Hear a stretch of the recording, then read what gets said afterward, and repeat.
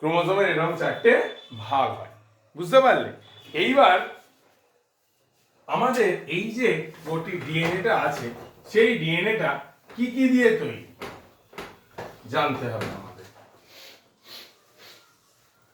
এই যে ডিএনএ আর আরএনএটা আছে নিউক্লিক অ্যাসিডের মধ্যে, আমাদের এই জিনিসগুলো দু ধরনের প্রোটিন দিয়ে তৈরি।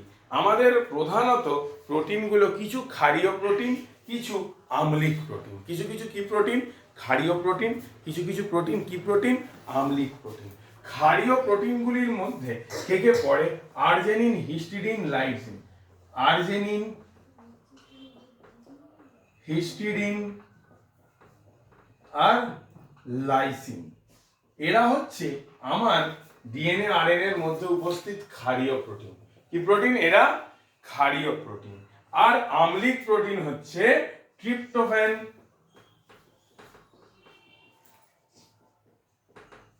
ট্রিপ্টোফ্যান, আর টাইরোসিন।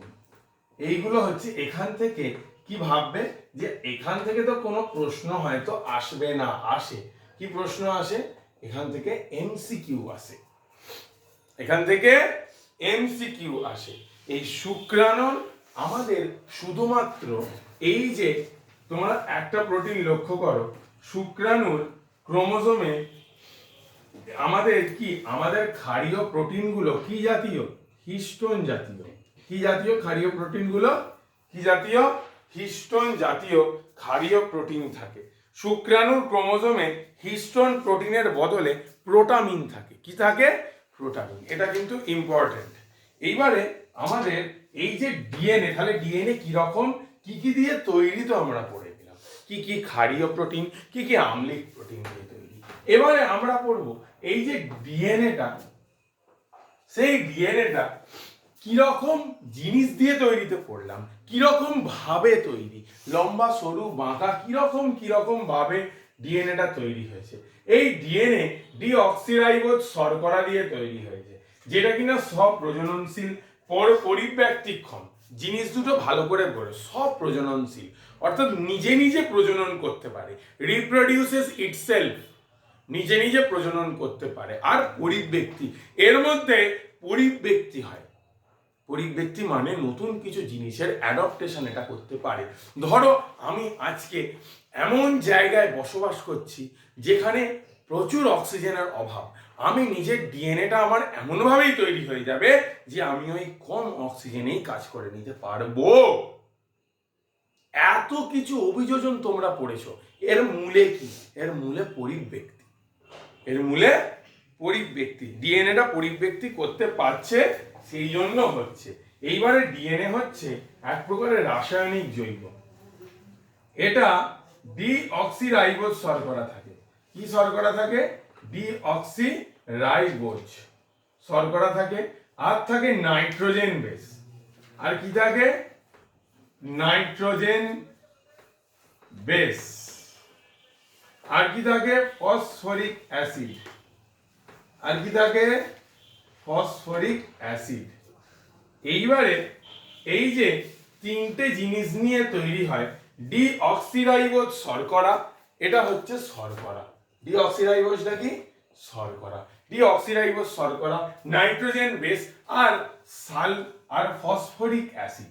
এবারে এই নাইট্রোজেনের মধ্যে, বেসের মধ্যে চারজন পড়ে: adenine, guanine, cytosine, thymine. Adenine, guanine, cytosine, thymine. এটা কার কাছে থাকে? ডিএনএ এর কাছে। এই চারটে নাইট্রোজেন বেসের, এই চারটে নাইট্রোজেন বেস থাকে।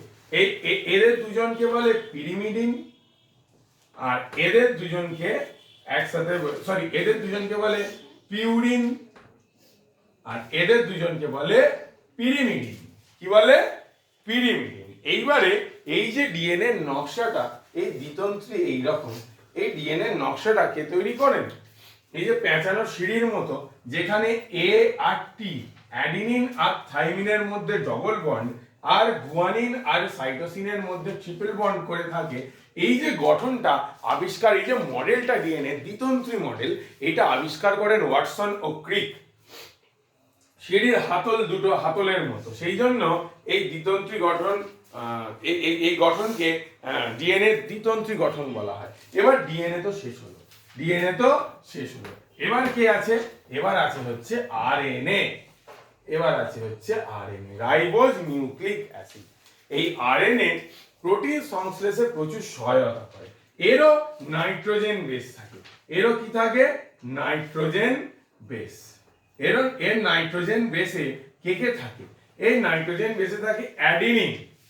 কি কি থাকে? পিউরিন আর পিরিমিডিনের মধ্যে পিউরিনে থাকে অ্যাডিনিন আর গুয়ারিন।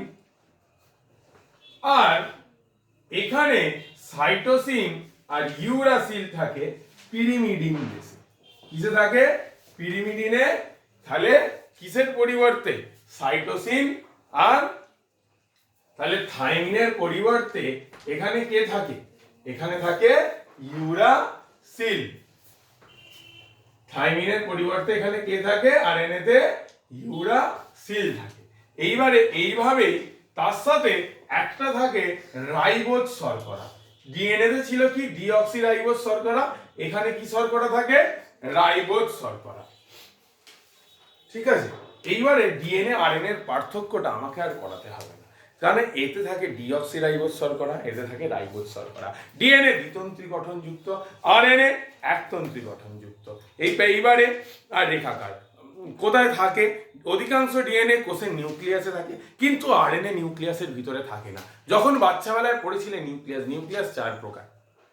সেই নিউক্লিয় লাসের মধ্যে ওই জায়গাটা নিউক্লিয় জালিকার মধ্যে তুমি ডিএনএটাকে পড়েছিলে। কোথাও তুমি আরএনএ এর কথা শুনেছিলে? আরএনএটা কিন্তু নিউক্লিয়াসের মধ্যে থাকে না। আরএনএ অবস্থিত হচ্ছে সাইটোপ্লাজমে। কোথায় অবস্থিত? আরএনএ সাইটোপ্লাজমে। এইবারে লক্ষ্য করো, তাহলে এর থাকে নাইট্রোজেন বেসে, এর পিরিমিডিন বেসে কে থাকে? এর পিরিমিডিনে যেমন ডিএনএ থাকে হচ্ছে থাইমিন, আর আরএনএ থাকে হচ্ছে ইউরাসিল। এইটা হচ্ছে ডিএনএ আরএনএ এর পার্থক্য। এটা দ্বিতন্ত্রী, ওটা একতন্ত্রী। ডিএনএ আরএনএ বলছি, ডিএনএ দ্বিতন্ত্রী, আরএনএ একতন্ত্রী। ডিএনএ তোমার ডিঅক্সিরাইবোজ শর্করাযুক্ত, আরএনএ রাইবোজ শর্করাযুক্ত। ডিএনএ পিউরিনে কিসে? পিরিমিডিনে থাইমিন থাকে, কিন্তু আরএনএ পিরিমিডিনে ইউরাসিল থাকে। তিনটে পার্থক্য লিখে দেবে। দুয়ে তিনটে যদি প্রধান পার্থক্য লেখো, দুয়ে 2 দেবে। এইবারে তোমাদের একটা পার্থক্য টেস্ট পেপারে ভরা আছে, সেটা হচ্ছে ইউক্রোমাটিন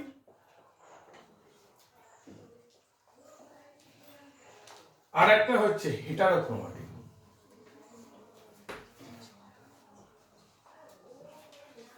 ইউক্রোমাটিন আর হেটারোক্রোমাটিন জেনে রাখবে।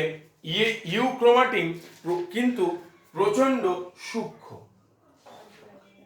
10 to 30 nanometre. NM tens to nanometre. আর এইটা কিন্তু এর তুলনায় একটু পুরু, এটা হচ্ছে 100 ন্যানোমিটার। এর তুলনায় ইউক্রোমাটিনের তুলনায় হেটারোক্রোমাটিনটা একটু পুরু। ঠিক আছে, এ কিন্তু সক্রিয় জিন বহন করে। এ কি বহন করে? সক্রিয় জিন বহন করে। আর এ কি করে? এ সক্রিয় জিন বহন করে না। এ সক্রিয় জিন বহন করে না। তোমাকে যদি পার্থক্য লিখতে দেয় না, তুমি যদি এইটা লিখে আসো, তোমাকে 1.5 দেবেই দেবে 2 এর মধ্যে। শুধু এই এতটুকু মুখস্থ করতে হয়। তোমরা লেখানোর সময় প্রচুর লিখেছিলে, আমি দেখেছিলাম লেখার সময় তোমরা প্রচুর লিখে ভর্তি করে দিয়েছিলে। যদি তুমি লেখো এখানে যে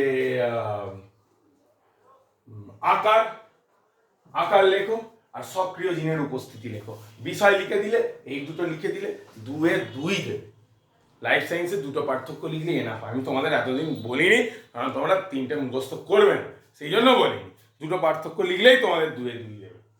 এইবারে দেখো, অনেক টিচার হাফ নাম্বার কাটে। এইবারে তুমি দেখবে এর কিন্তু ক্রসিং ওভার হয়, এর কিন্তু ক্রসিং ওভার ঘটে। আর এর ক্রসিং ওভার এর মিওসিস হয়, এর মিওসিস হওয়ার সময় ক্রসিং ওভার ঘটে। আর এর মিওসিসের সময় এর ক্রসিং ওভার সোজাসুজি কি হয় না। ঠিক আছে, সি নিউক্লিয়াসে বা ইন্টারফেজ নিউক্লিয়াসে এরা কুণ্ডলীকৃত অবস্থায় থাকে। আর কে থাকে? হেটারোক্রোমাটিন। আর ইউক্রোমাটিন কি হয়? ইউক্রোমাটিন হচ্ছে মেটাফেজ দশায় ক্রোমোজোমকে সুস্পষ্টভাবে দেখা যায়। ক্রোমোজোম প্রায় 70% অংশ এই ইউক্রোমাটিন দিয়ে তৈরি, আর 30% অংশ কি দিয়ে তৈরি? এই হেটারোক্রোমাটিন দিয়ে তৈরি। এর বর্ণ কিন্তু হালকা, সেন্ট্রোমিয়ার অঞ্চলে এটা দেখা যায়।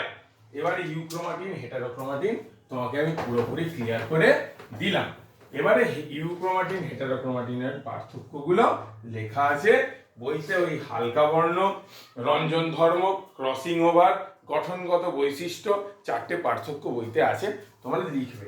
এবারে কোষ বিভাজন। কোষ বিভাজনে কে কে অংশগ্রহণ করে? নিউক্লিয়াস। প্রথমে কে অংশগ্রহণ করে? নিউক্লিয়াস। তারপর সেন্ট্রোজোম আর মাইক্রোটিউবিউল। আর কে? আর অংশগ্রহণ করে রাইবোজোম,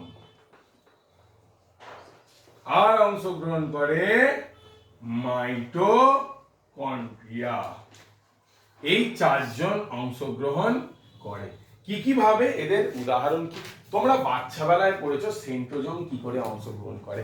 সেন্ট্রোজোম কোষ বিভাজনকালে কি তৈরি করে? সরি, এটা আলাদা হবে নিউক্লিয়াস। সেন্ট্রোজোম কোষ বিভাজনকালে বেম তন্তু গঠন করে। কি গঠন করে? বেম তন্তু গঠন করে। যেই বেম তন্তুতে এইরকম হাত দিয়ে ক্রোমোজোম গুলো উপরে ওঠে, আর যাদের নিচে নামার তারা হাত বেয়ে নিচে নামে। ওই রকম করেই আলাদা হয়। কিন্তু এটা ঘটে শুধুমাত্র প্রাণী কোষে। উদ্ভিদ কোষে কি ঘটে? উদ্ভিদ কোষে তো আর সেন্ট্রোজোম নেই। উদ্ভিদ কোষ সেই জন্য কিসের সাহায্য নেয়? মাইক্রোটিউবিউল কি করে? মাইক্রোটিউবিউল গুলো উদ্ভিদ কোষে সেন্ট্রোজোম না থাকায় মাইক্রোটিউবিউল গুলো উদ্ভিদ কোষে বেমতন্তু গঠন করে। ওইগুলোই চড়ে একটা এন ওদিকে যায়, একটা এন কোথায়? নিচে নামে। এন মানে পেয়ার্স অফ ক্রোমোজোম উপরে যায়, নিচে নামে। ঠিক আছে। এইবারে দেখো রাইবোজোম কি করে। রাইবোজোম কিন্তু প্রোটিন সংশ্লেষে কোষ বিভাজনের সময় অংশ নেয়। মাইটোকন্ড্রিয়া কি করে? Each and every process has needed energy. মানে প্রত্যেকটা পদ্ধতি, কোষ বিভাজন, বিপাক ক্রিয়া, শ্বাসক্রিয়া, রেচন ক্রিয়া, যাই ক্রিয়া দেহের বলো, শক্তি তো লাগবেই।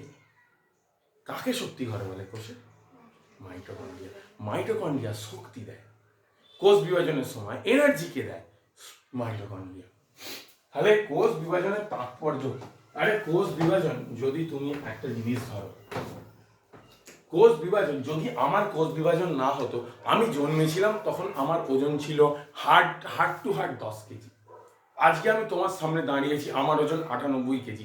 আমি প্রায় 10 গুণ বেড়েছি। আর 2 কেজি হলেই আমি সেঞ্চুরি করব। 10 গুণ বেড়েছি। তার মানে আমি যে 6 ফুট লম্বা হয়েছি, 98 কেজি ওজন বানিয়েছি। কিভাবে বানিয়েছি?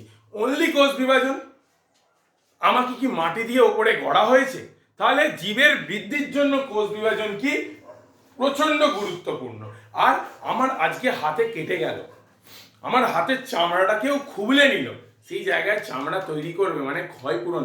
শুধু তো হাত খোবলাবে না, আমার কত কোষেই আমি তোমার সাথে কথা বলছি, আমার মুখটা অবিরাম চলে যাচ্ছে, কত পেশি কোষ আমার ছিঁড়ে নষ্ট হয়ে যাচ্ছে, আমি হাঁটছি, কত কোষ আমার নষ্ট হচ্ছে। এই যে ক্ষয় হচ্ছে, সেই ক্ষয়টা কে পূরণ করবে? কোষ বিভাজন।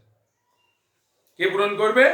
কোষ বিভাজন। আর প্রজনন, যদি আমার মিওসিস না হয়ে 2n-টা nn না ভাঙতো, যদি কোষ বিভাজনটা না হয়ে nn হতো, আমার বাচ্চাগুলো 2n থেকে 4n থেকে আজকে আমরা প্রায় 2⁵ n হতাম। তো তাই তো, যদি কোষ বিভাজনটা না হতো, এনটাকে তো ভাঙে, 2n-টাকে তো প্রজননের সময় তো এটাকে nn হতেই হবে, নাহলে একই বৈশিষ্ট্য হবে, আলাদা এলিয়েনের মতো জন্ম হবে সব কিছু। সেই জন্য প্রজননের জন্য কোষ বিভাজন দরকার। বুঝতে পারলে? এবারে কোষ বিভাজন 4টে প্রকার হয়। কোষ বিভাজন কটা প্রকারের হয়? 4টে প্রকারের। তার মধ্যে প্রত্যক্ষ বিভাজন আছে। প্রত্যক্ষ বিভাজনে পড়ে অ্যামাইটোসিস। প্রত্যক্ষ বিভাজনে কি পড়ে? অ্যামাইটোসিস। আর আছে আরেকটা বিভাজন, সেটা হচ্ছে পরোক্ষ বিভাজন। পরোক্ষ বিভাজনের পরে হচ্ছে মাইটোসিস। কি পরে? মাইটোসিস। আরেকটা আছে হচ্ছে হ্রাস বিভাজন। হ্রাস বিভাজনে কে পড়ে? মিওসিস। হ্রাস বিভাজনে কে পড়ে? মিওসিস। প্রত্যক্ষ মানে যা করে সোজাসুজি ডিরেক্ট করে দেয়। অ্যামাইটোসিসে কি হয় একটু বলে রাখি। অ্যামাইটোসিসে নিউক্লিয় পর্দার অবলুপ্তি ঘটিয়ে আমাদের তো প্রথমে কি হয় নিউক্লিয়, আমি বোঝাবো মাইটোসিস যখন বোঝাবো, নিউক্লিয় পর্দাটা অবলুপ্তি হলো, সবকিছু আলাদা হলো, ওসব কোনো সিন নেই অ্যামাইটোসিসে, ওইসব কোনো সিন নেই। কোনো বেমতন্তু ফেমতন্তু গঠন ব্যতি রেখে নিউক্লিয়াস ও সাইটোপ্লাজম সরাসরি বিভাজিত হয়ে যায়। সরাসরি এ ওর জায়গায় চলে গেল, ও ওর জায়গায় চলে গেল, চলে গিয়ে অ্যামাইটোসিস হয়ে গেল। তোমরা দেখো এইরকম মিডিলে দেখো ছবি আছে বইতে, আলাদা হয়ে গেল, আলাদা হয়ে সব দুজনের জায়গায় চলে গেল। মোটামুটি পড়বে অ্যামাইটোসিস নিম্ন শ্রেণীর জীবেরা অ্যামাইটোসিস করে প্রধানত, যেমন কে, যেমন তোমার ইস্ট, অ্যামিবা, নানান ব্যাকটেরিয়া, এরা হচ্ছে অ্যামাইটোসিস করে। প্রধানত নিম্ন শ্রেণীর জীবেদের মধ্যে অ্যামাইটোসিস হয়। ঠিক আছে। আর এটাকে প্রত্যক্ষ বিভাজন কেন বলে? কারণ ডিরেক্ট বিভাজন করে একটা এইরকম কিরকম আকৃতি হয়ে যায়, এইরকম ডাম্বেল আকৃতি তৈরি হয়, এই নিউক্লিয়ার লাস্টে এইরকম বিভাজিত হয়ে অ্যামাইটোসিস পদ্ধতিটা ঘটে। এবারে যেটা মোস্ট গুরুত্বপূর্ণ ব্যাপার সেটা, তাহলে অ্যামাইটোসিস হয়ে গেল, অ্যামাইটোসিসকে মুছে দিলাম। এবারে হচ্ছে মাইটোসিস। এই মাইটোসিসের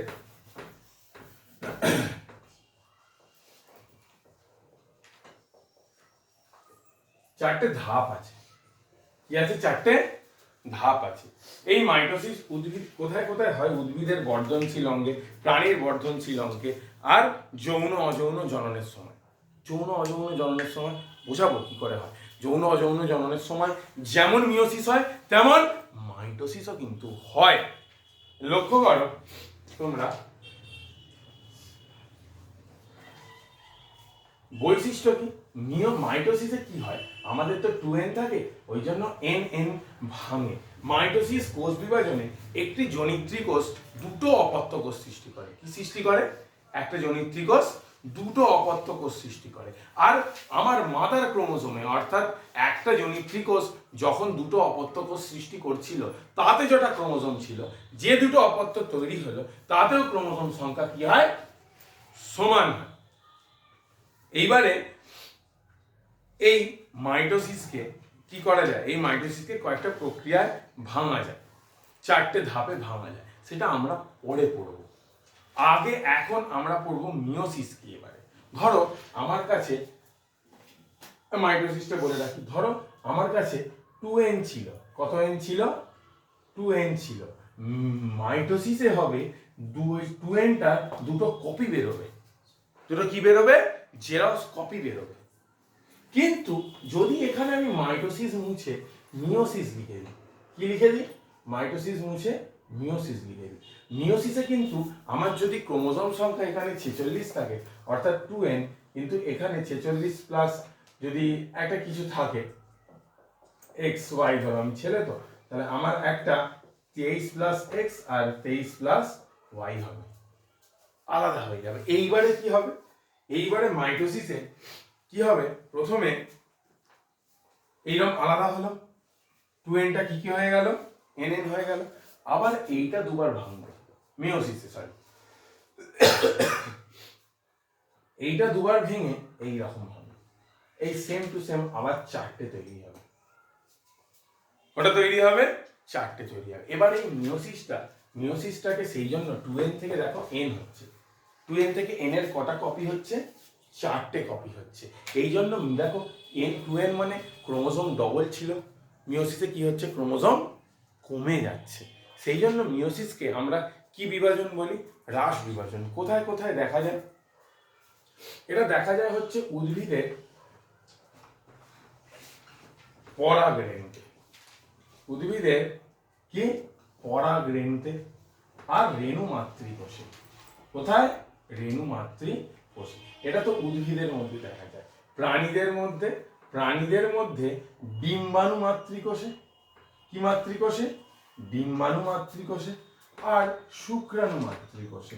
কি দেখা যায়, এই মিওসিসটা দেখা যায়। তাহলে এই মিওসিসে থাকে হচ্ছে ডিপ্লয়েড, হয় কি হ্যাপ্লয়েড, হয় কি হ্যাপ্লয়েড, ডিপ্লয়েড থেকে হ্যাপ্লয়েড ভাঙে।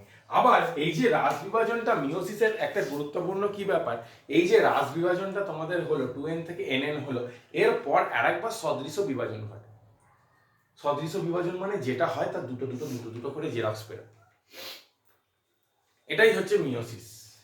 এইবার লক্ষ্য করো, তাহলে মিওসিসে কেন রাস বিভাজন বলা হয়, মিওসিসে মাতৃকোষের ক্রোমোজোম সংখ্যা মাতৃকোষের ক্রোমোজোম সংখ্যা থেকে অপত্যের ক্রোমোজোম সংখ্যাটা কি হয়ে যায়, হাফ হয়ে যায়। সেই জন্য মিওসিসকে কি বলা হয়, রাস বিভাজন বলা হয়। এইবারে ধরো তুমি জন্মেছ, তুমি জন্মে তোমার লাইফ সাইকেলটা দেখো, তোমার লাইফ সাইকেলটা দেখো, তুমি জন্মেছ, জন্মাবার পর তোমার শরীরকে তো কিছুটা টাইম দিতে হবে, জন্মাবার পরই তো তুমি ছেলে মেয়ে তৈরি করতে পারবে না, তোমাকে তো একটা তোমাকে নিজে তোমার দেহে যে জনন অঙ্গগুলো আছে সেগুলো তো জন্মাবার পরেই বেড়ে যাবে না বা নতুন প্রজনন করার জন্য উৎপাদনক্ষম হবে না, সেটাকে তো কিছুটা টাইম দিতে হবে। যৌনাঙ্গগুলো তো তোমার তৈরি হবে, ছেলেদের আলাদা যৌনাঙ্গ, মেয়েদের আলাদা যৌনাঙ্গ, সেগুলো তো তৈরি হবে। তেমন যেখানে যে সব কিছু রেডি হবে, তো প্রসেস হবে। একটা কোষও সেই রকম জন্মাবে, রিপ্রোডিউস করবে, প্রডিউস করার পর যত পারবে সেগুলো রিপ্রোডিউস করবে, করে একটা সময় কি হবে, মরে যাবে। সেই রকমই কোষেরও চক্র থাকে, কোষেরও একটা কি থাকে, চক্র থাকে। কোষ কি করে, কোষ জন্মায়, কোষ কি করে, কোষ জন্মায়। কোষের এই যে তোমার কোষের যে সত্তা অর্জন, এই যে বার্থ টু ডেথ, কোষের এই যে বার্থ টু ডেথ পুরো প্রসেসটা কি বলে হচ্ছে কোষ চক্র।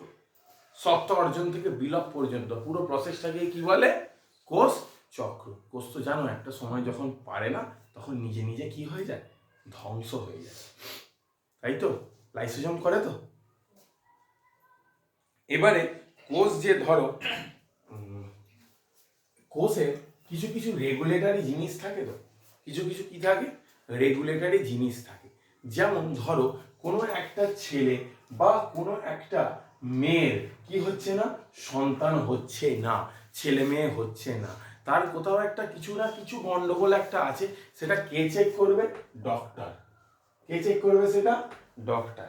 এইবারে যখন কোষ বিভাজন হতে যাবে, একটা কোষ থেকে দুটো কোষ হতে যাবে, তখন যদি সেই কোষ বিভাজনকালে কোনো ফল্ট থেকে যায়, কে সেটাকে দেখবে, চেক পয়েন্ট। কে সেটাকে দেখবে, চেক পয়েন্ট। তাহলে কোষ বিভাজনে যদি আমি ছেলে, আমার স্ত্রী মেয়ে, ধরো সন্তান আমাদের হচ্ছে না, নিশ্চয়ই কোথাও না কোথাও কোনো না কোনো গন্ডগোল আছে, সেটা ঠিক কে করবে, ডাক্তার। কে দেখবে, ডাক্তার। সেই রকমই একটা কোষ বিভাজন কালে, একটা কোষ বিভাজন কালে কোষচক্রের যে সুনির্দিষ্ট জায়গাটায় কোষচক্রটা বন্ধ হয়ে যায়, কোষচক্রটা কি হয়ে যায়, বন্ধ হয়ে যায়। বন্ধ হয়ে কেন যায়, কারণ জায়গাটাকে চেক করতে হবে, স্ক্যান করতে হবে, দেখতে হবে, সেই জায়গাগুলোকে কি বলে, চেক পয়েন্ট বলে। কি বলে, চেক পয়েন্ট বলে।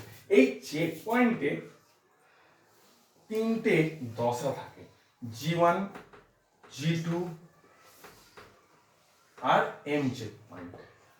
বলছে এই যে চেক পয়েন্ট, সাইক্লিন নামক এক প্রকার প্রোটিন আছে, সেই প্রোটিন দ্বারা চেক পয়েন্ট নিয়ন্ত্রিত হয়।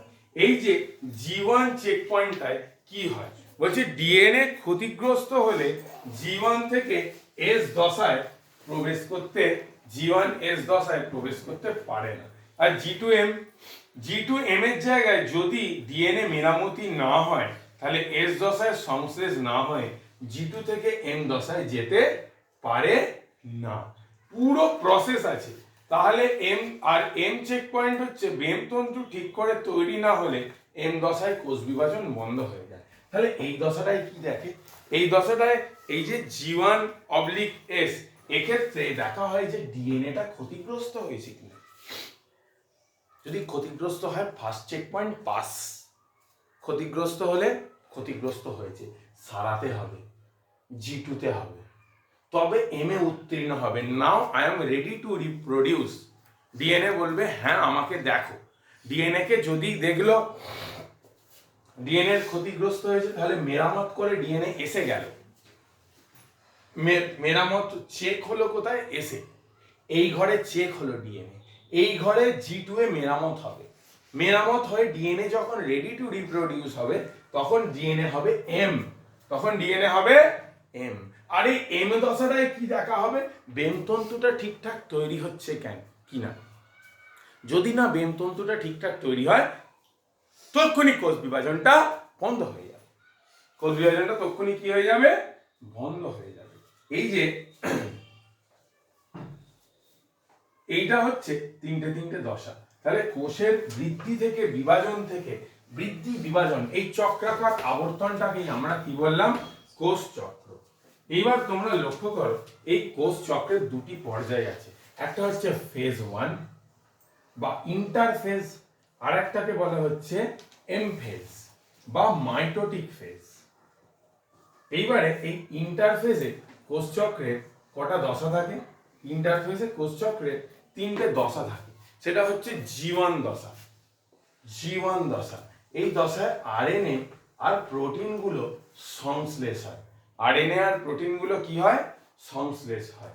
আর তারপর হচ্ছে এস দশা বা সংশ্লেষণ দশা, সিনথেসিস, সিনথেসিস পিরিয়ড। এটা এই সিনথেসিস পিরিয়ডে কি হয়?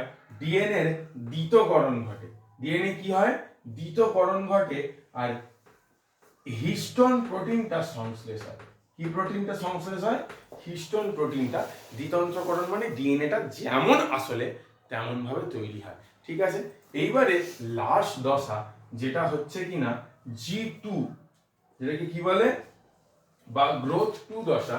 এই দশায় দেখা হয় যে কোষ বিভাজনের জন্য যে মাল মেটেরিয়াল লাগবে, যে কোষ বিভাজনের জন্য মাল মেটেরিয়াল লাগবে, জাস্ট লাইক যা উৎসেচক লাগবে, যা উৎসেচক লাগবে, যা প্রোটিন লাগবে, সেই সমস্ত কিছুগুলো দেখা হয় যে সব মালপত্র ঠিকঠাক আছে কিনা, সেই জিনিসগুলো দেখা হয়। কিন্তু একটা জিনিস লক্ষ্য করো, বলছে সংশ্লেষ ঘটে। G0 হলো কোষ চক্রটি G0 দশায় থেমে যায়। G1 দশায় এটি G1 দশাতেই অবস্থান করে থাকে। স্নায়ুকোষ ও লোহিত রক্তকণিকায় দেখা যায়। কেন বলতো G0টা স্নায়ুকোষ ও লোহিত রক্তকণিকায় দেখা যায়? স্নায়ুকোষে কোষ বিভাজনই হয় না, তাহলে ওকে কোষ বিভাজনের জন্য ও রেডি হবে কেন? স্নায়ুকোষ আমাদের জন্মতে যতটা ছিল, মৃত্যুর আগে পর্যন্ত ততটাই থাকে। সব থেকে লম্বা কোষ কি আমাদের দেহে? স্নায়ুকোষ। সেই জন্য ওর কোষটা বিভাজন হয় না বলে কি হয়? স্নায়ুকোষ ওই লোহিত রক্তকণিকায় সবসময় G0। আর একটা পেশি কোষ হয় কিছু কিছু ধরনের, যেখানে G0 অবস্থান করে। সেগুলো কি বলতো? সেগুলো ইন্টারনাল পেশি। হ্যাঁ, এই যে ধরো ইন্টারনাল পেশি, যেমন কি বলতো, তোমার হাতের এই পেশিটা নয়, ট্রাইসেপস বা বাইসেপস নয়, তোমার হাতের পেশি, পায়ের পেশি নয়। কিছু কিছু এমন ইন্টারনাল পেশি আছে যেগুলো কিন্তু বিভাজিত হতে পারে না। পাকস্থলীতে খাবারটাকে এইরকম নাচাতে হয়, পেশি পেশি দিয়ে করবে। যাই হোক, এইবারে আসছি আমি মাইটোটিক ফেজ। এই মাইটোটিক ফেজে দুটো ধাপ হয়, ক্যারিওকাইনোসিস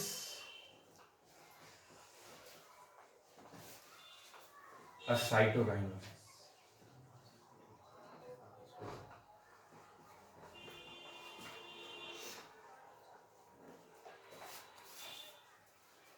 ক্যারিওকাইনোসিস আর কি? ক্যারিওকাইনোসিস আর সাইটোকাইনোসিস। এবারে এই ক্যারিওকাইনোসিসে কি হয়? সাইটোপ্লাজমে নিউক্লিয় বিভাজন ও সাইটোপ্লাজমের বিভাজন ঘটে। কিসে? নিউক্লিয় বিভাজন বা সাইটোপ্লাজমের বিভাজন। নিউক্লিয়, এই দেখো আমাদের কোষের মধ্যে শুধুমাত্র এই মাঝখানে তো নিউক্লিয়াসটাই থাকে না, আরো সাইডে কত কত অঙ্গাণু বাস করছে, কত কত অঙ্গাণু বাস করছে। ভারত পাকিস্তান যখন ভাগ হয়েছিল, মালপত্র যে যতটা বড় তাকে তো ততটা ভাগ করতে দিতে হয়েছিল। শুধুমাত্র তো দেশের রাজধানী দুটো ভাগ হয়নি, রাজধানীটা ভেবে নাও নিউক্লিয়াস, ভাগ হয়নি। কি ভাগ হয়েছিল? যে যা যা যা মালপত্র আছে সেটা, যেমন সাইটোপ্লাজম, এই সাইডের এই পুরো পুরো পুরো পুরো এই পুরো পুরো পুরো পার্টটা কি সাইটোপ্লাজম। তরল একটা জেলি ভাসছে, যেমন ইলেকট্রন কি হচ্ছে, পুরো ফাঁকা জায়গা, শুধু কক্ষপথ, কক্ষপথ আর ইলেকট্রন গুলো ঘুরছে, সেই রকম ফাঁকা পুরো জলীয় অংশ। তোমরা জানো কোষের বেশিরভাগ অংশই জল, রস তরল স্যাপ দিয়ে ঘেরা। যাই হোক, এই জন্য এই সাইটোপ্লাজমটা বিভাজন হওয়ার পদ্ধতিটাকে বলে সাইটোকাইনোসিস। এই নিউক্লিয়াসের সব নিউক্লিয়াসের যা যা জিনিসপত্র মালপত্র আছে, এই বিভাজনটাকে কি বলা হয়? ক্যারিওকাইনোসিস। বুঝতে পারলে? সাইটোকাইনোসিস আর ক্যারিওকাইনোসিস হলো। এইবারে আমরা পড়বো হচ্ছে এই সাইটোকাইনোসিস। এই সাইটোকাইনোসিসের দুটো ভাগ আছে, prophase, metaphase, anaphase, telophase. Prophase, metaphase, anaphase, telophase. বুঝতে পারলে? এবারে আমাদের কোষচক্রের গুরুত্বটা কি? যদি কোষচক্র না ঘটে তাহলে নিয়ন্ত্রিত কোষ বিভাজন হবে না, নিয়ন্ত্রিত কোষ বিভাজন হবে না। আর কি হবে? এই যে কোষচক্রের বিভিন্ন বিন্দু আমি যখন করালাম, G1, S, G2, সেই সব জায়গায় যদি নিয়ন্ত্রণ কন্ট্রোল নষ্ট হয় তাহলে কিন্তু কোষ বিভাজন অনিয়ন্ত্রিত হবে, ইট কজেস ক্যান্সার। এবং কি হবে? টিউমার, কখনো ম্যালিগনেন্ট ক্ষতিকর হলে সেগুলো থেকে কি সৃষ্টি হতে পারে? ক্যান্সার। এই যে সেল সাইকেলে কি করে, এই যে ক্ষতিকর রেডিয়াম, রেডিয়াম, ইউরেনিয়াম, থোরিয়াম, এগুলো কি করে? এগুলো অ্যাটাক করে ডিএনএ তে। তোমার কিচ্ছু হবে না, তুমি 1 বছর 1.5 বছর, এগুলো হচ্ছে স্লো পয়জন, তোমার সোজা গিয়ে কোষ চক্রে অ্যাটাক করবে। তোমার কোনো অঙ্গ ক্ষতি করবে না, না তোমায় চোখে কানা করবে, না তোমায় কানে বধিরতা সৃষ্টি করবে, তোমার গিয়ে সোজা কোষ চক্রে ক্ষতিগ্রস্ত করবে। টুক করে ক্যান্সার হয়ে যাবে, ওই অঙ্গটাই নষ্ট হয়ে যাবে, ক্যান্সার হয়ে তুমি মরে যাবে, মরে যাবে সোজা। সোজা গিয়ে ডিএনএ তে এফেক্ট করে। সেই জন্য কি হয়? কোষ চক্রে এফেক্ট পড়ে। কোষ চক্রে এফেক্ট পড়লে টিউমার বা ম্যালিগনেন্ট সৃষ্টি হয়। পরবর্তীকালে কোষ চক্র পাগলা হয়ে যায়, সব থিওরি এদিক ওদিক করে দেবে, কখন কি হয়, কি চেক পয়েন্ট, খুব পাগলা হয়ে যাবে কোষ, কোথায় কি করতে হবে সব ভুলে যাবে। ভুলে গিয়ে কি হবে? সেখান থেকে টিউমার সৃষ্টি হবে, ওই কোষগুলো, এই কোষ অনিয়ন্ত্রিত হয়ে যাবে। কর চেক পয়েন্ট লাগবে না, কর বিভাজন কর। অ্যাবনর্মাল কোষ এই ওই তৈরি হয়ে বড় একটা, আমার গলায় ধরো ক্যান্সার হলো, গলায় টিউমার হলো, রামকৃষ্ণ দেব কি করে মরেছিল? গলায় ক্যান্সার হয়ে মরে গিয়েছিল। গলায় টিউমার হলো, টিউমার হতে হতে হতে হতে হতে হতে একসময় বড় হয়ে টিউমার ক্যান্সার হয়ে গেল, মারা গেল। এইরকম ভাবে ম্যালিগনেন্ট হয়ে, টিউমার হয়ে, সেই টিউমার ক্যান্সার হয়ে মানুষ মরে যেতে পারে। পেশিকোষ, স্নায়ুকোষ বিভাজিত হয় না, তারা G0 দশায় নিষ্ক্রিয়ভাবে অবস্থান করে, G0 থাকে। তাদের কি করতে হয় না? কোষ বিভাজন করতে হয় না। এবারে আমি মাইটোসিস সম্বন্ধে পড়ব। কি সম্বন্ধে পড়বো আমরা? মাইটোসিস সম্বন্ধে। মাইটোসিসে একটা অপত্য কোষ থেকে, দেখো আমি পড়িয়ে যাচ্ছি, আমি 1 ঘন্টা বকে যাবো, আমার কোনো অসুবিধা নেই, কিন্তু তোমাদের শুনতে হবে। তোমরা যদি মনে করো হাসো, আমাকে দেখে তোমার আমি বোঝাচ্ছি বলে আমি পাগল মনে হয়, আমার কোনো চাপ নেই তাতে, আমার কাজ আমি করে যাব। মাইটোসিসে প্রথম এ হচ্ছে প্রোফেজ। প্রথম কি হচ্ছে? প্রোফেজ। এই যে প্রোফেজে কি হয়? প্রোফেজে কি হবে? তুমি ধরো স্নান করবে, যে জিনিসটা তুমি গা ঘষবে তো স্নান করার সময়, তাহলে তোমার গাটাকে তো বের করতে হবে। প্রোফেজে সেটাই হয়। প্রোফেজে কাজটা কি করে? প্রোফেজ হচ্ছে কার প্রথম পার্ট? প্রোফেজ হচ্ছে ক্যারিওকাইনোসিসের প্রথম পার্ট। ক্যারিওকাইনোসিসে কাজটা কাকে নিয়ে হয়? ক্যারিওকাইনোসিসে কাজটা হয় নিউক্লিয়াসকে।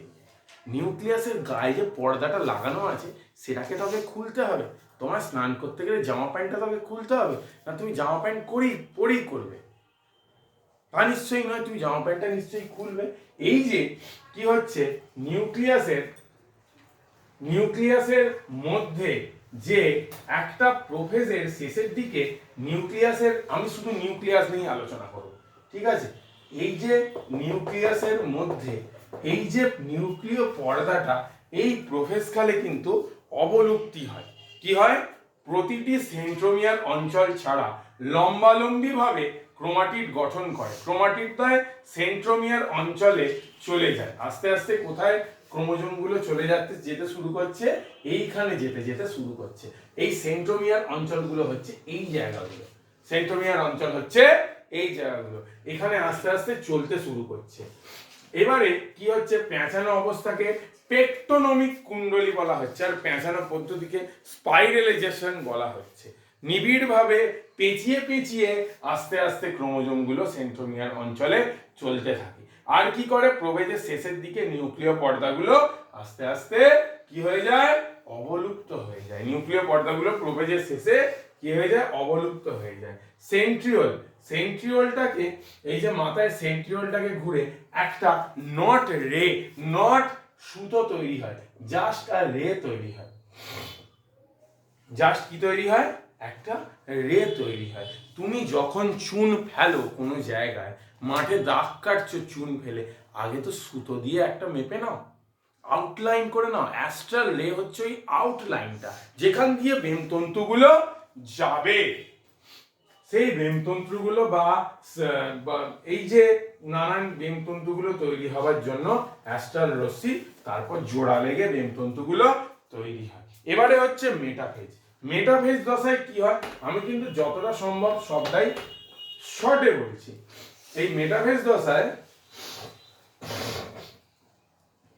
বেমতন্তুগুলো অ্যাস্ট্রাল রশ্মি থেকে প্রায় তৈরি হয়ে গিয়ে থাকে। কি হয়ে গিয়ে থাকে,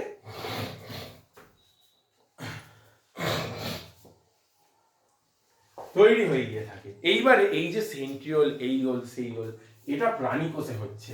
এই প্রাণীকোষে সেন্ট্রোজোমের বদলে, উদ্ভিদ কোষে এই সেন্ট্রোজোমের বদলে কি থাকছে, মাইক্রোটিউবুল। এই সব অপারেশনস উদ্ভিদ প্রাণীকোষে সেন্ট্রোজোম করলে, উদ্ভিদ কোষে কে করছে, মাইক্রোটিউবুল। এইবারে ক্রোমোজোমগুলি বেমের নিরক্ষীয় তলে অবস্থান করছে। আগে কোন জায়গাটায় ছিল, এই জায়গাগুলো। ক্রোমোজোমগুলো আগে কোন জায়গাগুলো ছিল, প্রোফেজে এইখানে।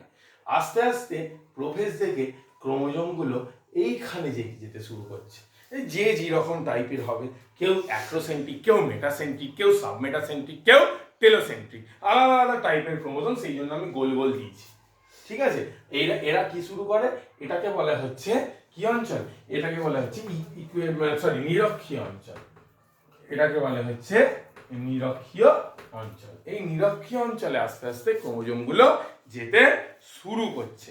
এইবারে এই যে ক্রোমোজোমগুলো এখান থেকে এখানে এসছে, এই যে যাওয়া আসাগুলোটাকে, এইটাকে পুরো বলা হচ্ছে ক্রোমোজোমের চলন। কি বলা হচ্ছে এটাকে, ক্রোমোজোমের চলন। আস্তে আস্তে সেগুলো এবারে বেমের কেন্দ্রের দিকে কি হচ্ছে, প্রাণীকোষের ক্ষেত্রে ছোট ছোট বেম পরিধির দিকে অপেক্ষাকৃত বড় হয়, পরিধির দিকে এইগুলোর দিকে অপেক্ষাকৃত বড় হয়, আর মাঝখানে অপেক্ষাকৃত কি হয়, ছোট হয়। অপেক্ষাকৃত বড় ক্রোমোজোমগুলি বেমের কেন্দ্রের দিকে অবস্থান করে, আর উদ্ভিদ কোষের ক্ষেত্রে বেমের বিষুব অঞ্চলে সম্পূর্ণ পরিধিকে ঘিরে অবস্থান করে। সম্পূর্ণ কিকে ঘিরে, পরিধিকে ঘিরে অবস্থান করে। আর কি হচ্ছে, এই সময় ক্রোমোজোমগুলোকে যেহেতু মাঝখানে একভাবে এসেছে না, তুমি স্পষ্টভাবে গুনতে পারবে। এই মাইটোটিক ফেজের এই দশাটায় ক্রোমোজোমগুলোকে স্পষ্ট কি করা যায়, ক্রোমোজোমগুলোকে স্পষ্টভাবে গোনা যায়। এইবারে অ্যানাফেজ। অ্যানাফেজ হচ্ছে জেরক্স। অ্যানা মানে হচ্ছে উপরে, অ্যানা মানে কোথায়, উপরে, অ্যানা মানে উপরে। এই অ্যানাফেজে কি হয়, দশার শুরুতে ক্রোমোজোমের সেন্ট্রোমিয়ার বিভক্ত হয়ে যায়। সেন্ট্রোমিয়ারগুলি কি হয়ে যায়, এই যে সেন্ট্রোমিয়ার দুটো মাথায় মাথায় ছিল রাখা, এই সেন্ট্রোমিয়ারের মধ্যে যোগাযোগ আর থাকে না। এরা দুজন একে অপর থেকে কি হয়ে যায়, ডিসকানেক্ট হয়ে যায়, কি হয়ে যায়, দুভাগে বিভক্ত হয়ে যায়। ও নতুন সেন্ট্রোমিয়ার সহ অপত্য ক্রোমোজোম তৈরি হয়। নতুন নতুন ক্রোমাটিড সহ অপত্য ক্রোমোজোমে রূপান্তরিত হয়। এই জায়গাটাতেই জেরক্সটা হচ্ছে, এই জায়গাতেই জেরক্সটা হচ্ছে। অপত্য যে ক্রোমোজোমটা তৈরি হবে পুরানো মাতৃ ক্রোমোজোম থেকে, সেটা কোথায় হচ্ছে? এই অ্যানাফেজে হচ্ছে। কোথায় হচ্ছে? এই অ্যানাফেজে হচ্ছে।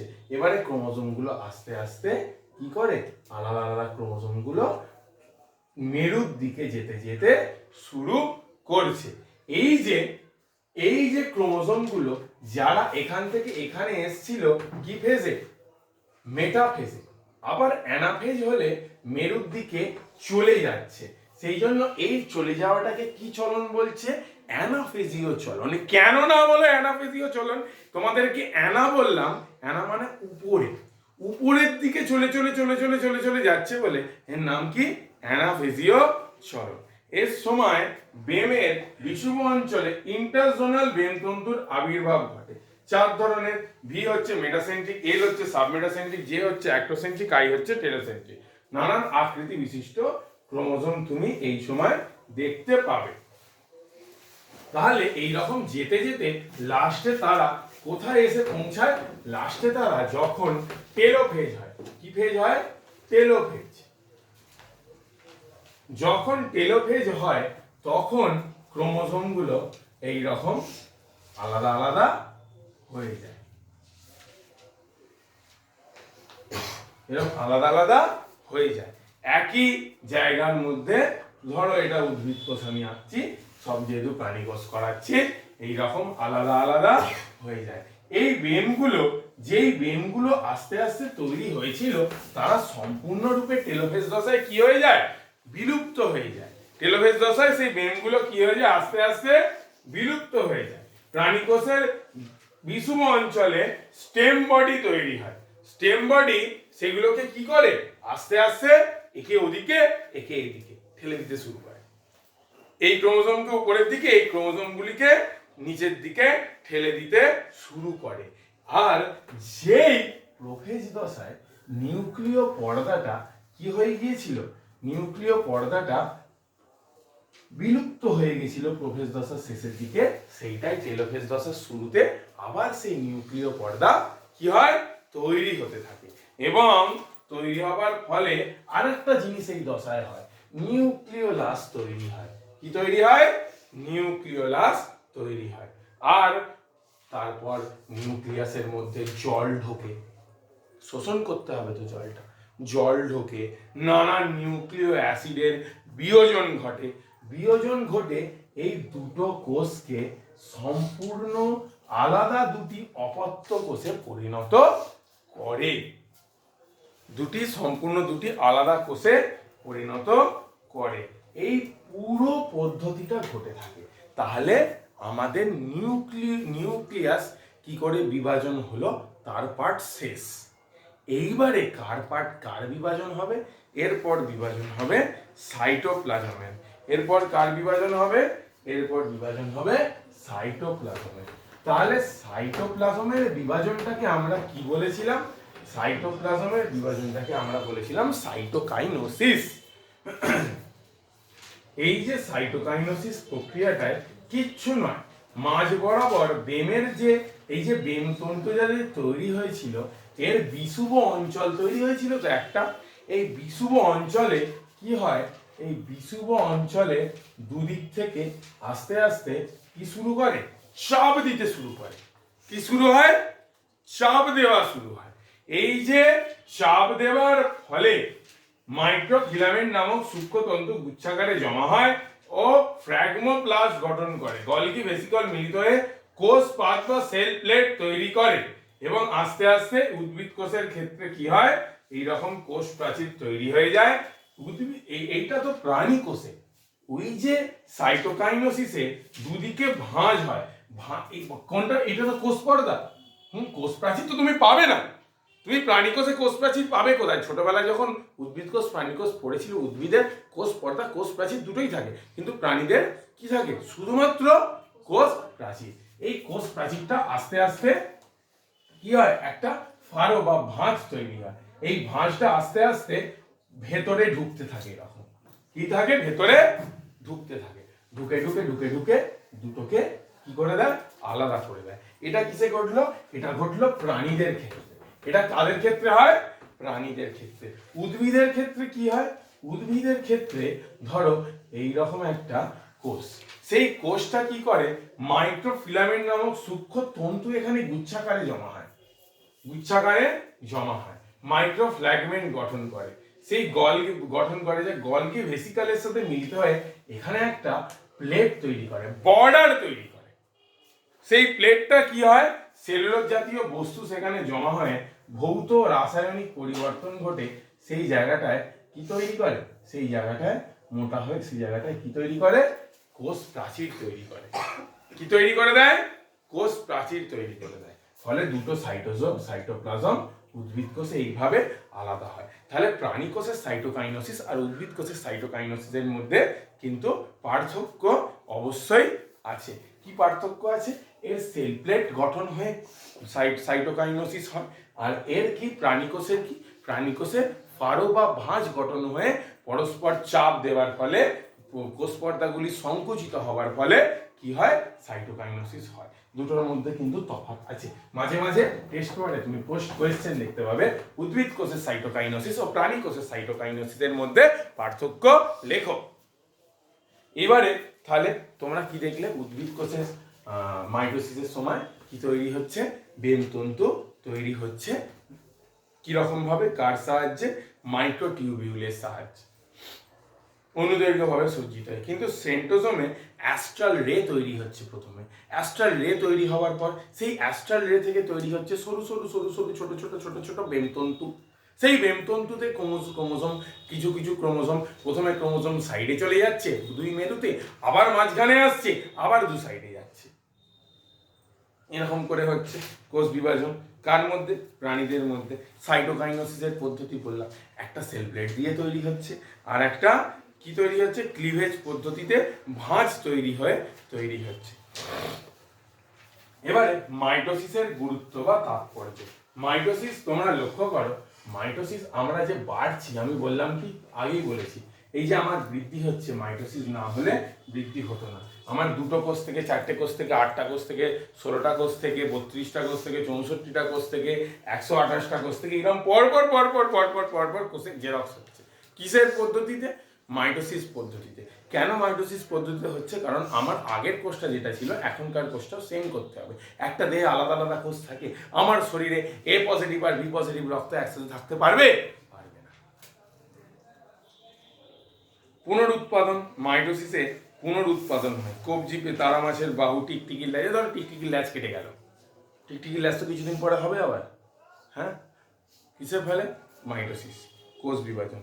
তারপরে প্রজনন। তোমরা জানো অযৌন জনন, সবার তো যৌন জনন হয় না মিওসিসে, অনেকের অযৌন জনন হয়ে মাইটোসিসের ফলে কোষ বিভাজিত হয়ে যাচ্ছে। এবারে মিওসিসে আসবো। মিওসিসে এলে তিনটে জিনিস আমাকে পড়ে নিতে হবে। আগে হচ্ছে সমসমস্ত ক্রোমোজোম। আগে কি? সমসমস্ত ক্রোমোজোম। আরেকটা হচ্ছে সিস্টার ক্রোমাটিড আর নন সিস্টার ক্রোমাটিড।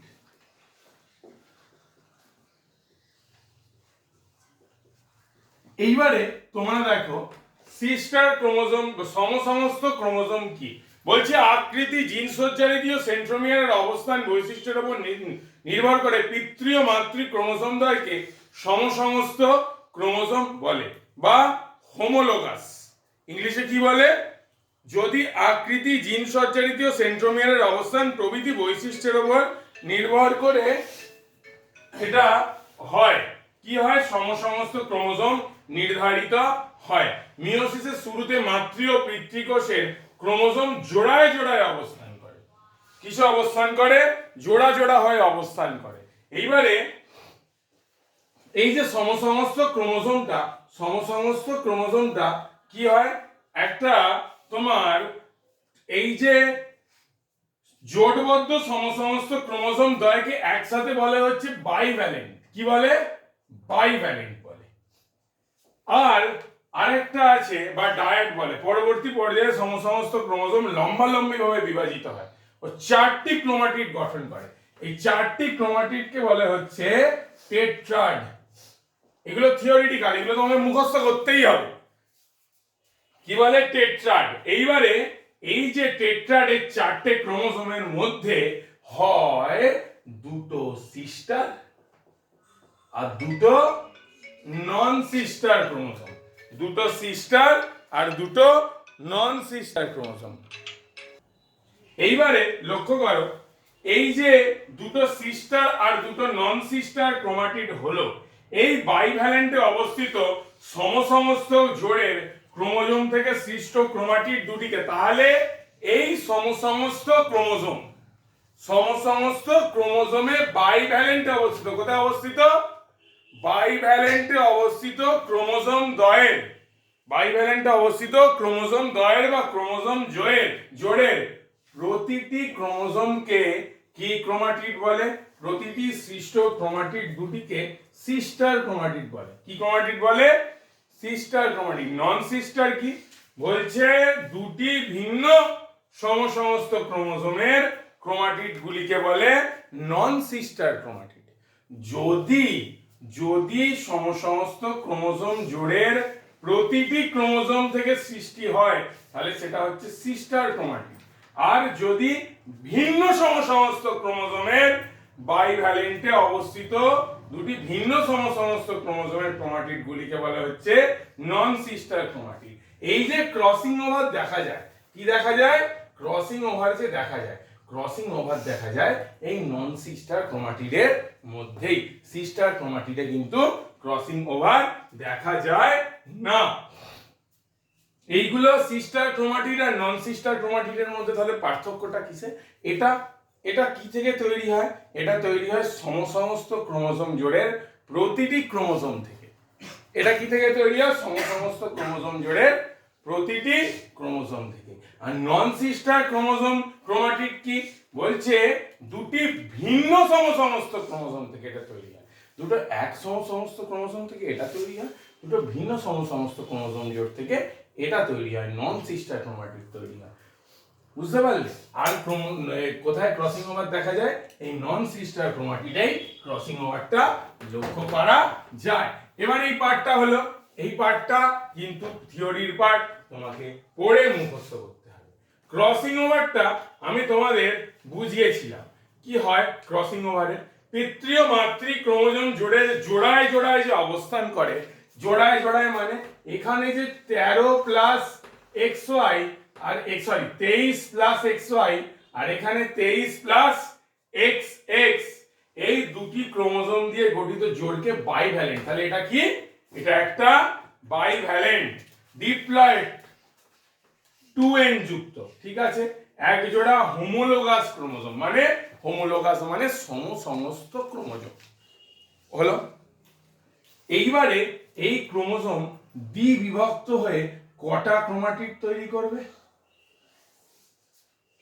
এরকম দুটো করবে। এরকম একটা থেকে কটা করবে? দুটো করবে। কি হবে? এরকম দুটো তৈরি করবে। দুটো তৈরি করার পর এর সদৃশ বিভাজন হবে। কি হবে? এর ডিপ্লয়েড থেকে দুটি ক্রোমোজোম বিভক্ত হয়ে এক জোড়া করে ক্রোমাটিড তৈরি করবে। এবারে এ আবার কি করবে? ক্রোমোজোমের হ্রাস ঘটবে। কি ঘটবে? ক্রোমোজোমের এইটা থেকে এ হবে আর এইটা থেকে এ হবে। এটাকে আমি লাল দিচ্ছি, এটাকে কি দিচ্ছি? আমি লাল দিচ্ছি। দ্বিবিভক্ত হয়ে গেল। দ্বিবিভক্ত হয়ে যাওয়ার পর আবার এটা ভাঙবে। এবারে তৈরি করবে কি? এবারে তৈরি করবে এন। এবারে কি তৈরি করবে? এবারে তৈরি করবে এন। তাহলে এটাই হচ্ছে মিয়োসিসের বৈশিষ্ট্য। নিউক্লিয়াসের এখানে ক্রোমোজোমের একবার বিভাজন হচ্ছে, দেখো এইখানে নিউক্লিয়াসের বিভাজন হলো, এইখানে নিউক্লিয়াসের বিভাজন হলো, ক্রোমোজোমের বিভাজন হলো সেই গিয়ে শেষে। সেই গিয়ে কোথায়? শেষে। এই রকম ভাবেই ঘটে। এই সমস্ত ক্রোমোজোমের জোড়ার মধ্যে পৃথকীকরণ ঘটে, স্থানে স্থানে পরস্পরের সঙ্গে সংযুক্ত থাকে। এই অংশকে কায়াজমা বলে, যেটাকে ইংরেজিতে কি অক্ষরের মতো দেখায়? এক্স অক্ষর। ভাবছো এটা এইরকম ভাবে থাকে? না, এটা এইরকম ভাবে থাকে না, এটা এইরকম ভাবে থাকে। কিরকম ভাবে থাকে? এইরকম ভাবে থাকে, সবেতে এইরকম ভাবে থাকে, এই এক্স এর মতো হয়ে থাকে। এইবারে এই কায়াজমা অঞ্চলে নন সিস্টার ক্রোমাটিড দ্বয়ের মধ্যে দেহাংশের বিনিময় ঘটে। ধরো এইটা এইরকম ছিল, এইটা এইরকম ছিল, ঠিক আছে? ধরো এর গাটা ছিল লাল, ঠিক আছে? এর গাটা, এর দেহটা যদি গিয়ে ধরো এর মধ্যে লেগে যায়, একটার মধ্যেও লাগতে পারে, অন্যটার মধ্যেও লাগতে পারে, তখনই এদের দেহাংশের কি হয়ে গেল? বিনিময় ঘটে গেল। কি হয়ে গেল? দেহাংশের বিনিময় ঘটে গেল। এই ঘটনাটাকেই কি বলছে? Crossing over. যখন তোমাদের আমি আগে বুঝিয়েছিলাম, ছবি দেখিয়ে ভালো করে বুঝিয়েছিলাম, 2 মিনিটের মধ্যে এতটুকুই বোঝানো যাবে। এইবারে লক্ষ্য করো, এই যে ক্রসিং ওভারটা ঘটলো, যেখানে কায়াজমা বলে অংশটা ইংরেজি অক্ষর যেটা এক্স এর মতো দেখায়, সেখানে নন সিস্টার ক্রোমাটিড দ্বয়ের মধ্যে দেহাংশের বিনিময়ের ফলে কি ঘটে? ক্রসিং ওভার ঘটে। এইবারে মিওসিস 1 হয়ে গেল। এই তোমাদের তো প্রথমে বলেছি বাইভ্যালেন্ট হলো, টেট্রাড হলো, টেট্রাড থেকে দুটো সমস্ত ক্রোমোজোম হলো, সমস্ত ক্রোমোজোম ভেঙে গেল, ভেঙে গিয়ে চারটে কি তৈরি হলো? চারটে এন তৈরি হলো। চারটে কি তৈরি হলো? এন বা হ্যাপ্লয়েড তৈরি হলো মাইটোসিসের। এইবারে একটা জিনিস লক্ষ্য করো, মিওসিস 2 তোমাদের এই সময়টা দেখালাম, কি হলো? মিওসিস 2 হলো যখন ওই 2n দুদিকে হলো, ওইটা হওয়ার পর যখন n হলো, ওই জায়গাটায় কি হলো? হ্রাস বিভাজন ঘটে গেল। কি ঘটে গেল? হ্রাস বিভাজনটা ওই জায়গায় ঘটে গেল। মিওসিস 2 তেই প্রধানত মাতৃকোষের ক্রোমোজোম সংখ্যা 2n থাকে, সেই 2n থেকে আস্তে আস্তে সেটা n হয়ে যায়, ঠিক আছে? জানবে প্রথমে যখন এইখানে থাকে তখন 2n + 2n হয়ে থাকে, এক জোড়া হয়ে থাকে। কি হয়ে থাকে? এক জোড়া। তারপর দুটো আলাদা আলাদা হয়, তারপর nn হয়। এইটাই হচ্ছে পুরো পদ্ধতিটা, বুঝতে পারলে? এইবার এই যে ক্রসিং ওভার তাহলে কাকে বলে? সমস্ত ক্রোমোজোমে কি ক্রোমাটিড? নন সিস্টার ক্রোমাটিডে। কোথায়? নন সিস্টার ক্রোমাটিড একটি নির্দিষ্ট বলছে স্থানে স্থানে পরস্পরের সঙ্গে যুক্ত থাকে, স্থানে স্থানে পরস্পরের সঙ্গে যুক্ত থাকে। এই অংশকে বলে কায়াজমা, যেটা ইংরাজি অক্ষর এক্স এর মতো দেখতে হয়। তাহলে এইখানে এদের দেহের খণ্ডাংশের যদি বিনিময় হয়, সেই ঘটনাটাকে কি ওভার বলে? Crossing over. ভালো করে মনে থাকে। তাহলে ক্রসিং ওভার কোথায় দেখা যায়? সমস্ত ক্রোমোজোমের নন সিস্টার ক্রোমাটিডের মধ্যে কি দেখা যায়? ক্রসিং ওভার দেখা যায়। ভালো করে মাথায় ঢুকিয়ে নাও। কায়াজমাটা কি? এই কায়াজমাতেই ক্রসিং ওভার ঘটে, ঠিক আছে? দুটি সমস্ত ক্রোমোজোম জোট বেঁধে বাইভ্যালেন্ট তৈরি করে। এই পদ্ধতিটাকে বলা হচ্ছে সাইন্যাপসিস। কি বলে? সাইন্যাপসিস। যেই তোমাদের দেখালাম 2n + 2n, এটাকে কি হচ্ছে? সাইন্যাপসিস। এক জোড়া হোমোলোগাস বা সমস্ত ক্রোমোজোম। এই বাইভ্যালেন্টের প্রতিটি ক্রোমোজোম দুটি করে ক্রোমাটিড তৈরি করে। কটা করে ক্রোমাটিড তৈরি করলো? দুটি করে। আবার এই টেট্রাড নন সিস্টার ক্রোমাটিড দ্বয়ের মধ্যে ডিএনএ এর খণ্ডাংশের বিনিময় ঘটে। ডিএনএ এর কি ঘটে? খণ্ডাংশের বিনিময়। এই ঘটনাটাকে কি বলে? Crossing over. কোথায় বলে, কোথায় ঘটে ক্রসিং ওভারটা? কায়াজমা অঞ্চলের কে কেন্দ্র করে, যেটা ইংরাজির কি আকৃতির? এক্স আকৃতির, এখানে ঘটে। দেখো ছবি আছে, পরস্পর যে লেগে আছে ছবি আছে, দেখো কিরকম ভাবে খণ্ডাংশের বিনিময়টা হলো। আমি লাস্ট ছবিটা শুধু তোমাদের দেখিয়েছিলাম। এবারে মিওসিসের তাৎপর্য। যদি মিওসিস না হতো, আমি প্রথমে বললাম 2n থেকে 4n, 4n থেকে 8n, 8n থেকে 16n হয়েই যেত, মাল্টিপল হয়ে যেত 2 এর সবাই। কিন্তু যেহেতু রাস বিভাজনটা হচ্ছে 2n থেকে n হচ্ছে, সেই জন্য মিওসিসটা জরুরি। রাস বিভাজন না করলে তো হবে না, গ্যামেটটা তৈরি হবে কিভাবে? মিওসিসটা না ঘটলে 2n থেকে n হবে কি করে রাস বিভাজনটা না ঘটলে? আর এই যে ক্রোমাটিডের খণ্ড বিনিময় হচ্ছে, এতে জিনের পুনর্বিন্যাস হচ্ছে। জিনের কি হচ্ছে? এই যে ক্রসিং ওভারটা হচ্ছে, খণ্ড বিনিময়, এতে কি হচ্ছে? জিনের মধ্যে পুনর্বিন্যাস জিনের হচ্ছে, মানে আগের ওই মানধাতল আমলের সেই জিনটা একভাবে চলে আসছে না, দৈহিক নানান পরিবর্তন আসছে। এইবারে গ্যামেট তৈরি হচ্ছে বললাম। আর একটা জনুক্রম, উদ্ভিদের জীবনচক্রে কিন্তু মিওসিস প্রচুর গুরুত্বপূর্ণ। কেন? বহুকোষী উদ্ভিদের হ্যাপ্লয়েড ডিপ্লয়েড দশার জনুক্রমে তাদের স্থায়িত্বের নির্ধারণের ক্ষেত্রে এই মিওসিস কিন্তু হতেই হবে। রেণু উৎপাদন, তোমাদের রেণু মাতৃকোষ, তারপর পরাগ রেণু, এইসব জায়গাতে তো মিওসিস ছাড়া হবেই না। উদ্ভিদটা বাড়বে কিভাবে, প্রজনন করবে কিভাবে? তাহলে তাহলে মিওসিস কোথায় হচ্ছে? মিওসিস হচ্ছে জীবদেহের দেহকোষে বা বর্ধনশীল অঞ্চলে।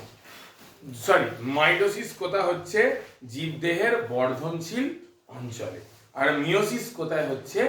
জনন মাতৃকোষে। কোথায়? সে উদ্ভিদের জনন মাতৃকোষ হোক বা প্রাণীদেরই জনন মাতৃকোষ হোক, সেই সব জায়গায় কি ঘটছে? মিওসিস হচ্ছে। আর এই যে মাইটোসিসে ক্রোমোজোম সংখ্যা মাতৃকোষের কি থাকে? ক্রোমোজোম সংখ্যা মাতৃকোষের সাথে অপত্য কোষের সমান থাকে। বাট মিওসিসে কিন্তু ক্রোমোজোম সংখ্যা অপত্যতে ক্রোমোজোম সংখ্যা মাতৃকোষে ক্রোমোজোম সংখ্যা সমান হয় না। অপত্যতে মাতৃকোষের থেকে কি হয়ে যায়? অর্ধেক হয়ে যায়।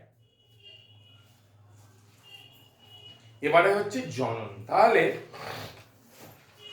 আমাদের জননের প্রয়োজনীয়তাটা কেন? কারণ আমরা বাড়তে হবে, আমাদের রিপ্রোডাকশন করতে হবে, ঠিক আছে? অপত্য জীব তৈরি করতে হবে। কেন? আমাদের অস্তিত্ব বজায় রাখতে হবে, আমাদের সংখ্যায় বাড়তে হবে। যারা সংখ্যায় কম হয় তাদেরকে খুব সহজেই শেষ করা যায়, যারা সংখ্যায় বেশি হয় তাদের খুব সহজে শেষ করা যায় না। ধারাবাহিকতা বজায় রাখতে হবে, জীব জগতে ভারসাম্য রক্ষা করতে হবে। কিভাবে? যটা মরছে তটাকে তো জন্মাতে হবে আবার, সেই জন্য কি প্রয়োজন? জনন প্রয়োজন। এইবারে জননের পদ্ধতি, জননের অনেক পদ্ধতি হয়, তার মধ্যে যৌন আর অযৌন জনন। যৌন জননে বলছে জনিত্রী জীবের সংখ্যা একটা থাকে, মানে আমি একা যদি ধরো মানুষ অযৌন জনন করতো তাহলে কি হতো?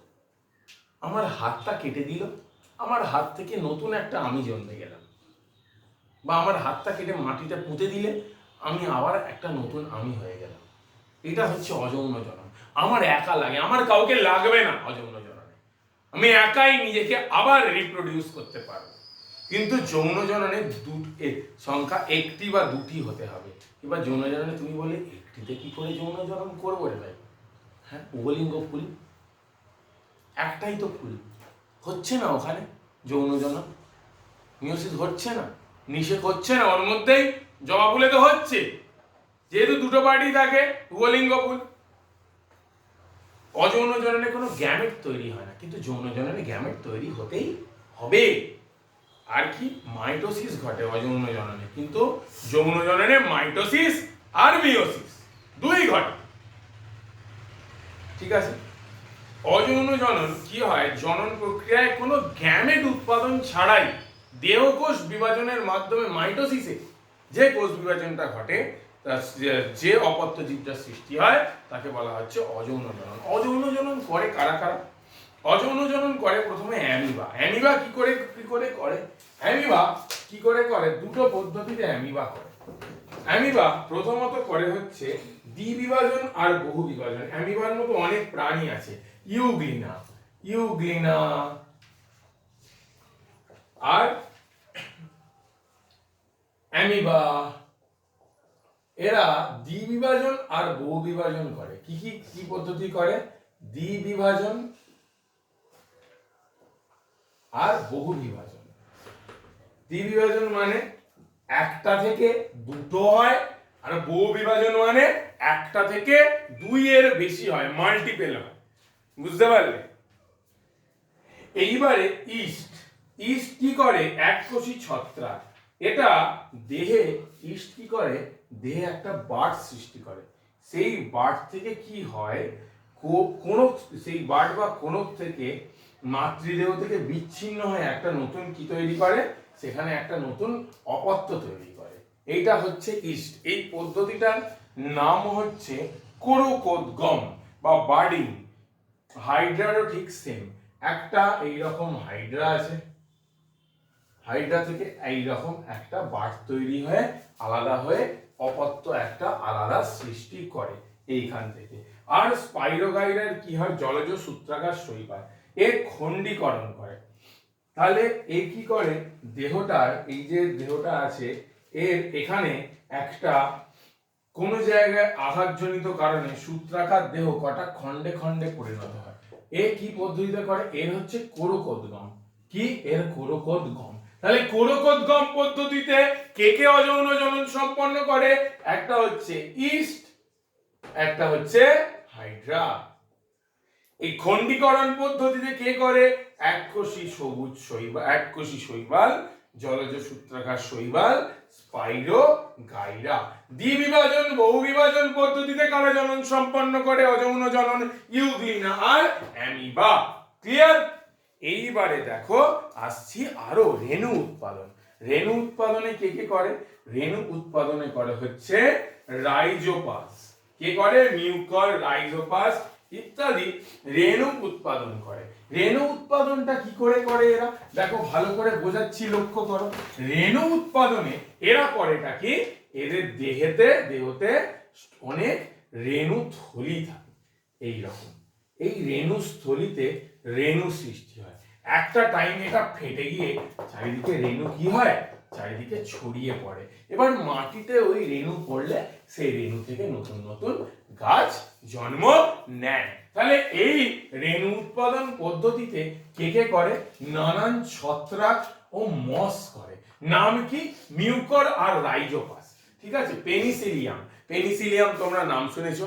পেনিসিলিয়ামও ঠিক একই পদ্ধতিতে এই অযৌন জনন সম্পন্ন করে। ফার্ন, ফার্ন কিসে করে? ফার্নেরও রেণুস্থলী থাকে। সেই রেণুস্থলী বিদীর্ণ হয়ে মুক্ত হয়ে সেই রেণু দু রকমের, চল রেণু আর অচল রেণু। সেই একই ওই হয়ে ফার্ন এইরকম ভাবেই সোরাস, ফার্নের সোরাস থেকে ফার্ন অযৌন জনন সম্পন্ন করে। প্ল্যানেরিয়া খুব ইম্পর্টেন্ট। প্ল্যানেরিয়া কি পদ্ধতিতে অযৌন জনন সম্পন্ন করে? তার নাম হচ্ছে পুনরুৎপাদন। কি নাম? পুনরুৎপাদন। পুনরুৎপাদন। ঠিক আছে? এই পুনরুৎপাদন পদ্ধতিতে প্ল্যানেরিয়া কি করে? জাস্ট লাইক খণ্ডী ভবন। কি করে? নিজের কোনো কাটা অংশ থেকে অপত্য জীব সৃষ্টি হওয়াটাকে পুনরুৎপাদন বলে। আর খণ্ডী ভবনও সূত্রাকার দেহ কয়েকটি খণ্ডে খণ্ডে পরিণত হয়, প্রতিটি খণ্ডক থেকে অপত্য তৈরি হয়। তাহলে প্ল্যানেরিয়া করে পুনরুৎপাদন। আর আর কে? আর স্পাইরোগাইরা করে খণ্ডীকরণ। তাহলে আলাদা আলাদা জিনিস, আলাদা আলাদা প্রাণী আলাদা আলাদা পদ্ধতিতে অযৌন জনন সম্পন্ন করে। এবারে আসছি আমি অঙ্গজ বিস্তার। অঙ্গজ বিস্তার মানে নিজের অঙ্গের একটা অংশ দিয়ে নতুন গাছ জন্মানো অস্থানে। কোথায়? যেমন ধরো পাথরকুচি। পাথরকুচির কোথা থেকে নতুন অপত্য জন্মায়? পাথরকুচির পাতা থেকে। পাথরকুচির কোথা থেকে? পাতা থেকে। কারো কারো জন্মায় কাণ্ড থেকে। কারো কারো জন্মায় কোথা থেকে? কাণ্ড থেকে। বলছে ওল, আলু, আদা এর যে মুকুল হয়, এই মুকুল থেকে নতুন নতুন গাছ জন্মায়। এইবার পাথরকুচি কি? পত্রজ মূল। এই যে পাতায় এইরকম এইরকম মূল জন্মায়, এই থেকে নতুন নতুন গাছ জন্মায়। আর কি? খর্বধাবক। কচুরিপানার কি? খর্বধাবক। কচুরিপানার খর্বধাবক থেকে, খর্বধাবক যেটা হয় সেই খর্বধাবক যুক্ত এই যে অঞ্চল থেকে অস্থানিক মূল জন্মায়। কি জন্মায়? কচুরিপানার খর্বধাবক থেকে কি জন্মায়? অস্থানিক মূল। সেই অস্থানিক মূল থেকেই নতুন অপত্য সৃষ্টি হয়। এইবার আমরা আসছি কৃত্রিম অঙ্গজ জনন।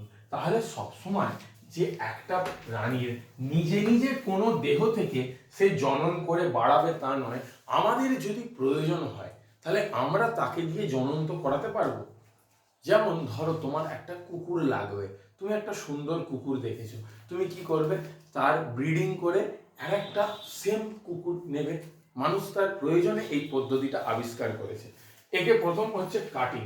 গোলাপ, লেবু, জাম কি করা হয়, কাণ্ড জনিত্রী দেহ থেকে 20 থেকে 30 সেন্টিমিটার কাণ্ড কেটে নিয়ে ভিজে মাটিতে সোজা কথা বসিয়ে দেওয়া হয়, এটা হচ্ছে কাটিং। গ্রাফটিং বা জোড় কলম, এই প্রক্রিয়ায় একই প্রজাতিভুক্ত দুটো ভিন্ন গাছকে, ধরো এইটা একটা গাছ ছিল, এটা একটা গাছের ডাল ছিল, কি করলো, এই ডালটা এখানে কেটে দিল, কেটে দিয়ে এখান থেকে একটা গাছ আনলো, গাছ এনে এখানটা জুড়ে দিল, জুড়ে দিয়ে এখানে টেপ টেপ টেপ টেপ কিছু মেরে দিল। তোমরা বর্তমান সামাজিক মাধ্যমে প্রচুর ঘাটাঘাটি করো, এইরকম ভিডিও হাজারো হালে ফিলে ঘুরে ঘুরে ঘুরে ঘুরে আসে। এই গ্রাফটিং পদ্ধতিটা বা জোড় কলম পদ্ধতিটা এই পদ্ধতিতেই হয়। এই জোড় কলম পদ্ধতিতে যে মূল গাছটিকে, এই যে মূল গাছটা তো অন্য গাছের সাথে একটা বেঁধে দেওয়া হচ্ছে, এই মূল গাছটিকে বলা হচ্ছে সিয়ন, আর যে গাছটার সাথে বেঁধে দেওয়া হচ্ছে সেটাকে বলা হচ্ছে স্টক। এইবার এই যে উভয় গাছের ডালের জোড়া লাগানো অংশটা, যে অংশের ক্যাম্বিয়াম চেঁচে ডাল দুটিকে পরস্পর জুড়ে দেওয়া হয়। গ্রাফটিং দুই প্রকার, সিয়ন, স্টক দিয়ে দেখো ছবি দিয়ে সুন্দর করে দেওয়া আছে, কি করে করে কেটে কেটে জোড় কলম। Tongue grafting, wedge grafting, crown grafting, side grafting, approach grafting, bud grafting. ঠিক আছে, অনেক গ্রাফটিং এর পদ্ধতি আছে। গ্রাফটিং এর পদ্ধতিগুলো সচরাচর আসে না, খালি একবার চোখ বুলিয়ে আমাদের রাখতে হবে। এবারে অনুবিস্তারণ বা মাইক্রো প্রপোগেশন। মাইক্রো কথার অর্থ ক্ষুদ্র, এখানে পৃথকীকৃত কোষ বা কলার কোনো টুকরোকে বোঝা হচ্ছে মাইক্রো। কি করা হয়, ক্ষুদ্র টুকরোকে বিশেষ কর্ষণ দ্রবণে পরিপোষক অক্সিন ও সাইটোকাইনিন হরমোন দিয়ে এই ধরনের পদ্ধতিকে কলাকর্ষণ বলা হয়। বা এইবারে প্রধানত কলাকর্ষণ পদ্ধতিতে উদ্ভিদের বংশ বিস্তার ঘটানো হয়। একটা বাচ্চাকে তুললাম, টেস্ট টিউব বেবি দেখেছো তো, মা আর এর নিষেক ঘটানো হলো, নিষেক ঘটিয়ে যে নিষেকের ফলে উৎপন্ন ছোট কলাকোষটা হলো, সেটাকে একটা টেস্ট টিউবের ভেতরে রেখে আস্তে আস্তে আস্তে আস্তে আস্তে আস্তে আস্তে আস্তে নানা পুষ্টিদ্রব্য দিয়ে সেটাকে বাড়ানো হলো। এটাকেই কি বলে, এটাকেই বলে হচ্ছে টেস্ট টিউব বেবি। এভাবেই তৈরি হয়। ঠিক সেম ভাবে হয় উদ্ভিদের মধ্যে মাইক্রো প্রপোগেশন। ওই মাইক্রো প্রপোগেশন থেকেই টেস্ট টিউব বেবিটার এসছে আস্তে আস্তে। বা এই যে কি করা হচ্ছে, একটা ছোট্ট অংশকে কেটে সেটাকে একটা যে কোনো কিছু অংশের মধ্যে পরিপোষক, পরিপোষক মানে যেটা তাকে পুষ্টি দেবে, যেটা তাকে কি দেবে, পুষ্টি দেবে, এটাই পরিপোষক। তাছাড়া অক্সিন হরমোন, তাতে বেড়ে উঠতে হবে, এই উঠতে হবে, সেই উঠতে হবে, নানান কিছু দিয়ে তাকে আস্তে আস্তে বাড়ানো হচ্ছে। প্রথমে কি করতে হবে, উপযুক্ত উদ্ভিদের কলাকোষ মুকুল থেকে একটা ছোট অংশ কাটতে হবে। মাইক্রো প্রপোগেশনের রেখাচিত্র তোমরা টেস্ট পেপারে অনেক কোয়েশ্চেন দেখেছো। তারপর কি করতে হবে, সেটাকে কালচার করতে হবে, সেটা থেকে টিস্যু গঠন করতে হবে। টিস্যু গঠন করে তার প্রথমে একটা উদ্ভিদের অংশ কি করতে হবে, কাটতে হবে। তারপর সেটা থেকে কি করবে তুমি, ক্যালাস বলছে অবিভাজিত অংশ বা টিস্যু, ক্যালাস গঠন করবে। সেই ক্যালাস টিস্যু গঠন করার পরে সেটা থেকে সেটার বৃদ্ধি ঘটিয়ে তোমাকে ভ্রূণ গঠন করতে হবে। কি করতে হবে, সেটা থেকে ভ্রূণ গঠন করতে হবে। এবারে এই ভ্রূণ থেকে তোমাকে অসংখ্য শিশু উদ্ভিদ সৃষ্টি করতে হবে। কি করতে হবে, অসংখ্য শিশু উদ্ভিদ সৃষ্টি করতে হবে। এই শিশু উদ্ভিদ সৃষ্টি হওয়ার পর কি করতে হবে, এটাকে পৃথক পৃথক টবে নরমালে রেখে দিলে হবে না, নরমালে রেখে দিলে হবে না, তোমাকে গ্রিন হাউসের মধ্যে স্টোর করতে হবে। কিসের মধ্যে স্টোর করতে হবে, গ্রিন হাউসের মধ্যে স্টোর করতে হবে। যে ছোট ছোট ছোট ছোট ছোট ছোট ছোট ছোট উদ্ভিদগুলোকে টবের মধ্যে, গ্রিন হাউসের মধ্যে তোমাকে সংরক্ষণ করতে হবে। তারপর কি, সেই চারা গাছগুলিকে স্থানান্তরিত করে আলাদা আলাদা জায়গায় কি করতে হবে, প্রতিপালন করতে হবে। বুঝতে পারলে, এইভাবে আমি মাইক্রো প্রপোগেশন করব। এবারে এই মাইক্রো প্রপোগেশন করলে কি হবে, ধরো সর্পগন্ধা গাছ, একটা একটা কোয়ালিটির সর্পগন্ধা গাছ আছে। তো সর্পগন্ধা গাছ জানো আমাদের অনেক অনেক রোগ নয়, সরি, কিসের হাত থেকে বাঁচায়, কি রোগের হাত থেকে বাঁচায়, সর্পগন্ধা, সিংকোনা, কি রোগের হাত থেকে বাঁচায়, নানান নানান রোগ আছে। তারপর সিংকোনা, তারপর লাল চন্দন, মেহগিনি, এইসব উদ্ভিদের কিছু কিছু উদ্ভিদ এমন জাতির হয়, সেই জাতির উদ্ভিদটাই একই বৈশিষ্ট্যযুক্ত আমার লাগবে। সেই জন্য আমি কি করি, সেই জন্য আমরা মাইক্রো প্রপোগেশন করি। কি করি? মাইক্রো প্রপোগেশন করে ওই জীবের ওই বৈশিষ্ট্যটাই নতুনটার মধ্যে থাকে, একদম same to same copy paste হয়। বিশুদ্ধ রোগমুক্ত উদ্ভিদ সৃষ্টি করা যায়। রোগমুক্ত কেন? একটা বাচ্চাকে যদি আমি গ্রিন হাউসের মধ্যে পালন করি, যেখানে কোনো ভাইরাস কিচ্ছু এই সেই আসতে পারছে না, সে নিশ্চয়ই রোগমুক্ত হবে। তাকে তো বেড়ে উঠে বড় হয়ে হাট্টা কাট্টা হতে হবে না। আমার কি লাগবে? তার শুধু ঔষধি গুণটা লাগবে। সেই জন্য কি করি, আমি ওই মাইক্রো প্রপোগেশনের পদ্ধতিতে ভালোভাবে সুন্দর করে করব। অল্প সময় নানান উদ্ভিদের ভ্যারাইটি তৈরি করা যায় মাইক্রো প্রপোগেশনের সাহায্যে। এবারে আসছে জনুক্রম। জনুক্রমটা করাচ্ছি না, জনুক্রমটা গতবারে এসে গেছে, এবারে আসবে না।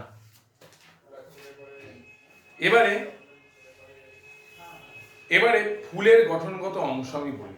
যে জনন প্রক্রিয়ায় ভিন্নধর্মী জনন কোষ এর মিলনে অপত্য জীব সৃষ্টি হয়, তাকে বলে যৌন জনন। ভিন্ন মানে এই যে আমি ধরো XY দেব 13+XY, আমার যে অপত্য, আমার যে অন্য গ্যামেট অংশগ্রহণকারী হবে, সে এক জিনিস দেবে। সে কি দেবে? 23+XX। সে কি দেবে? 23+XX। এইরকম পুংকেশর ফুলের নানান অঙ্গ দিয়ে হয়। সপুষ্পক উদ্ভিদের জনন অঙ্গ হচ্ছে ফুল। ফুলের 4টে অংশ: বৃতি, দলমণ্ডল, পুংকেশর চক্র, গর্ভকেশর চক্র। বৃতির কাজ, দলমণ্ডলের কাজ, বৃতির কাজ হচ্ছে বৃতি ফুলের বিভিন্ন অংশকে রক্ষা করে।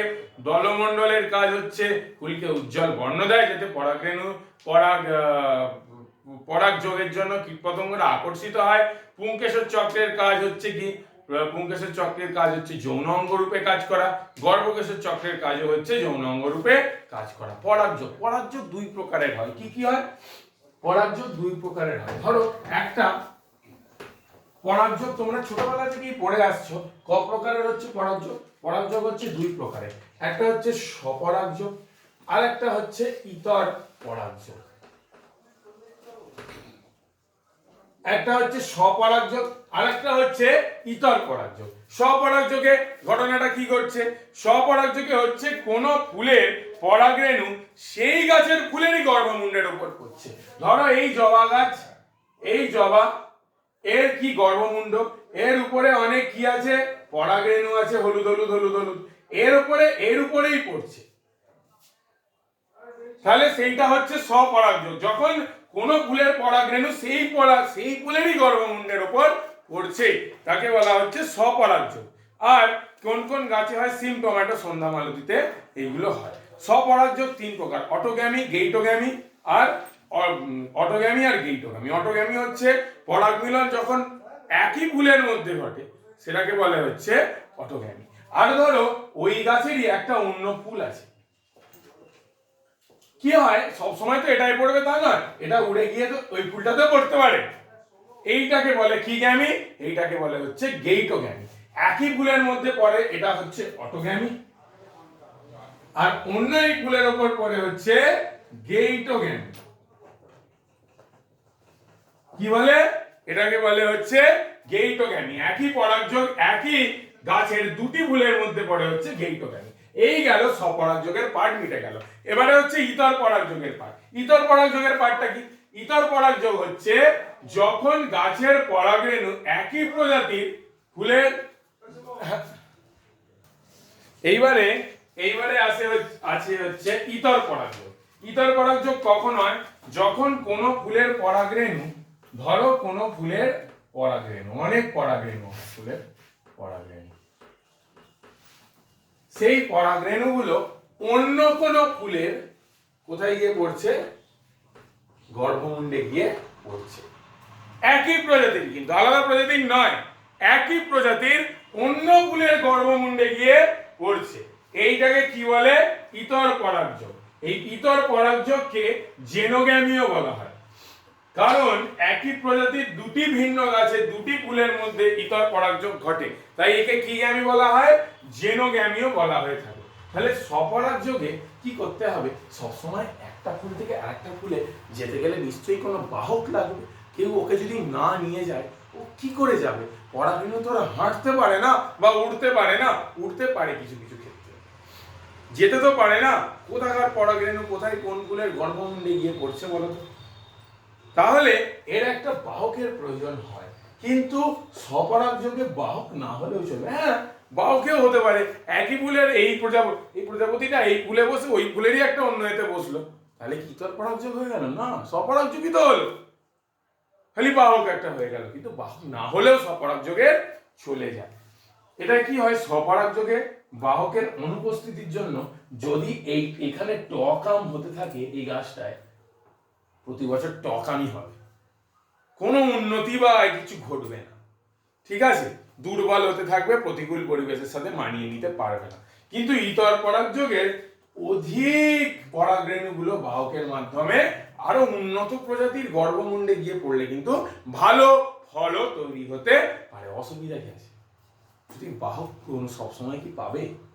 যে বাহকগুলো নেবে শেষে বাহকগুলো কি গর্ভমুণ্ডে গিয়ে ফেলবে? তারা তো অন্য ফুলে উবে বসতে পারে, গর্ভমুণ্ড পড়ে গেল, ওয়েস্ট হয়ে গেল, তাহলে পরাগরেণু ওয়েস্টও হতে পারে। তার উপর ইতর পরাগযোগে তোমার কিসের প্রয়োজন হচ্ছে? বাহকের প্রয়োজন হচ্ছে। কিসের প্রয়োজন হচ্ছে? বাহকের প্রয়োজন হচ্ছে। অপত্য ফুল বলছে একই প্রজাতির ফুলে পড়ছে বলে বলছে প্রজাতির মধ্যে জনিত্রী বৈশিষ্ট্য, জনিত্রী মানে মায়ের বৈশিষ্ট্যটা প্রকাশ পাচ্ছে। আর কি হচ্ছে? ইতর পরাগযোগে নতুন নতুন বৈশিষ্ট্য প্রকাশ পাচ্ছে, আরো উন্নত হচ্ছে ও প্রকরণ দেখা যাচ্ছে। প্রকরণ দেখা যাওয়ার ফলে কি হচ্ছে? যে নতুন অপত্য উদ্ভিদের সৃষ্টি হলো, হয়তো তার মধ্যে একটা কোনো বৈশিষ্ট্য চলে এসছে যে ওই পরিবেশে ভালোভাবে খাপ খাইয়ে নিতে পারছে। দুটোই দরকার, স্বপরাগযোগ্য দরকার, আবার ইতর পরাগযোগ্য দরকার। বীজের অঙ্কুরোদ্গম ক্ষমতাটা বৃদ্ধি হচ্ছে। অসুবিধাটা কি আছে? নতুন বংশধরদের মধ্যে অভিযোজন ক্ষমতা হয় না, সেই ওই আগের মানধাতার আমলের বৈশিষ্ট্যটাই চলে চলে চলে চলে আসছে স্বপরাগযোগে। কিন্তু ইতর পরাগযোগে নতুন নতুন বৈশিষ্ট্য আসছে, পরিবেশের সঙ্গে খাপ খাইয়ে নেবার ক্ষমতা আসছে। ধরো একটা ফুলকে তুমি ওখানে এইখানে রাখলে, সেই ফুলটা ওই জায়গার সাথে মেলাতে পারছে না, ধরো ইতর পরাগযোগ হয়ে একটা নতুন ফুল সৃষ্টি হলো, কি হলো? ওই প্রজাতিটা তো শেষ হয়ে গেল, যে নতুনগুলো তৈরি হবে পর পর পর পর তাদের মধ্যে ওই জায়গায় বেঁচে থাকার মতো শক্তিটা তৈরি হয়ে যাবে। এবং কি হচ্ছে? কিন্তু একটা জিনিস নষ্ট হচ্ছে, যে পিওরিটিটা, আমি এই জায়গায় ছিলাম, আমি এই জায়গার উদ্ভিদ, এই যে পিওরিটিটা ইতর পরাগযোগে পিওরিটিটা, বিশুদ্ধতাটা কিন্তু নষ্ট হচ্ছে, থাকছে না, একই তো হচ্ছে না। এক চলে আসাটাও একটা ব্যর্থতা, ভুল জিনিস, আর এক থেকে অন্য কিছু হয়ে যাওয়াটাও একটা ভুল জিনিস। দুটোরই একটা অ্যাডভান্টেজ অ্যান্ড ডিসঅ্যাডভান্টেজ তো রয়েই যায়। এবার ইতর পরাগযোগের সময় বায়ু দিয়ে কোন কোন পরাগরেণু যায়? ধান ও গম, সেই জন্য একে বলা হয় বায়ু পরাগী। এবারে জল দিয়ে কি কি যায়? জল দিয়ে যায় হচ্ছে পাতা, ঝাঁঝি আর শ্যাওলা, এর পরাগরেণু জল দিয়ে যায়। আর কি যায়? পতঙ্গ, পতঙ্গ দিয়ে কি যায়? দেখেছো তো আম গাছের সময় বউল হলে কত পোকা, কত পোকা যখন বউল হয় তোমার চোখে নাকে ঢুকে যায়, সব দেখতে পাবে। এখন একটা পোকা, এত পোকা দেখতে পাও? দেখবে তখন ঠিক ঢুকবে, সেই গরমকালে যখন আমের বউল হবে প্রচুর পোকা। সেই জন্য পতঙ্গ পরাগী হচ্ছে আম, সূর্যমুখী। সূর্যমুখী কেন হবে না ভাবো না, পতঙ্গ তো সূর্যমুখী দেখলেই ছুটে ছুটে আসবে। যেমন তোমরা যাও একটা রং বেরঙের ড্রেস পরে সুন্দর টুকটুকে মেয়ে দেখলে হুড়ুর করে ছুটে যাও, তেমনি কি হবে? একটা সূর্যমুখী ফুল দেখলেই একটা পতঙ্গকে হলুদ রংটা কত দূর থেকে দেখতে পাবে বলো তো? সব থেকে কোন জিনিসটা সব থেকে বেশি দূর থেকে দেখা যায় জানো? হলুদ রংটা। চোখে খুব ভালো ফোটে, সেই জন্য অনেক দূর থেকে হলেও তুমি ওটাকে দেখতে পাবে। সেই জন্য পতঙ্গ সূর্যমুখীতে আসে। পাখি দিয়ে কি হয়? পাখি দিয়ে দেখো পলাশ। এই পলাশ আর শিমুল ফুলের এই যে পরাগ ফরাগ গুলো না, এই জিনিসগুলো না একটু বড় বড় হয় ফুলের অংশগুলো, আর ওই যে ফলগুলো হয় না, পাখি পাখি ওসব খেতে আসে। আমি তো কোনোদিনও পলাশ বা শিমুল দেখিনি, তাও বলছি পাখি খেতে খেতে আসে, সেই জন্য ওই গায়ে লেগে যায়। আবার অন্য গাছটায় গিয়ে বসলে কি হয়? ওই পরাগরেণুটা ওর গর্ভমুণ্ডে গিয়ে পড়ে। তাহলে বায়ু পরাগী, জল পরাগী, পতঙ্গ পরাগী আর পাখি পরাগী, এই চারটে পক্ষী পরাগী, এই চারটে গাছগুলো এক দুটো দুটো করে গাছ প্রতিটা পরাগী মনে রাখতে হবে। এবারে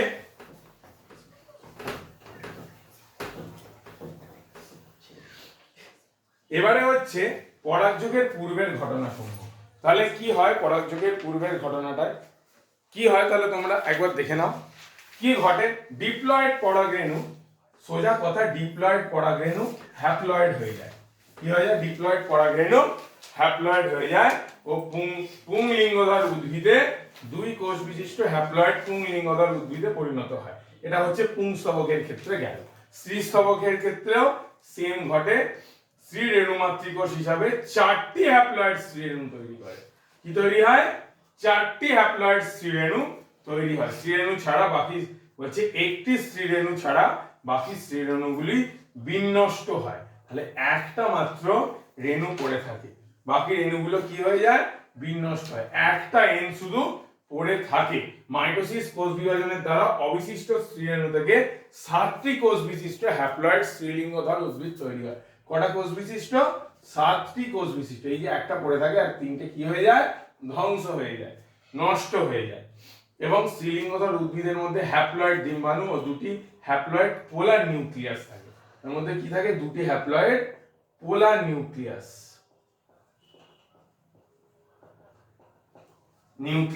অবস্থান করে। এইবারে পরাগ মিলনটা হলো। পরাগ মিলন কি হলো? এই এন গুলো উড়ে এসেই তো এখানে বসবে, তবেই তো পরাগ মিলনটা হবে নাকি?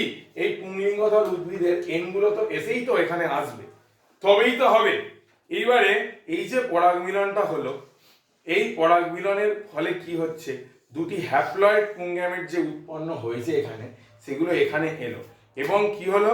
পরাগনালীর অগ্রভাগ দিয়ে ঢুকে সেটা বিদীর্ণ হয়ে 2টি পুংগ্যামেট স্ত্রীলিঙ্গধর উদ্ভিদের মধ্যে প্রবেশ করলো ও 2টি পোলার নিউক্লিয়াস পরস্পর মিলিত হয়ে ডিপ্লয়েড, এই যে দুটো পোলার নিউক্লিয়াস ছিল না এখানে, দুটো পোলার নিউক্লিয়াস ছিল, সেটা হচ্ছে তৈরি করলো একটা ডিপ্লয়েড নিউক্লিয়াস। এটা কি তৈরি করলো?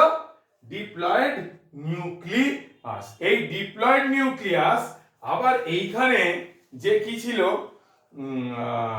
হ্যাপ্লয়েড ডিম্বাণুটা যে ছিল সেটা পুংগ্যামেটের দ্বারা নিষিক্ত হলো, নিষিক্ত হয়ে ডিপ্লয়েড জাইগোট তৈরি করলো।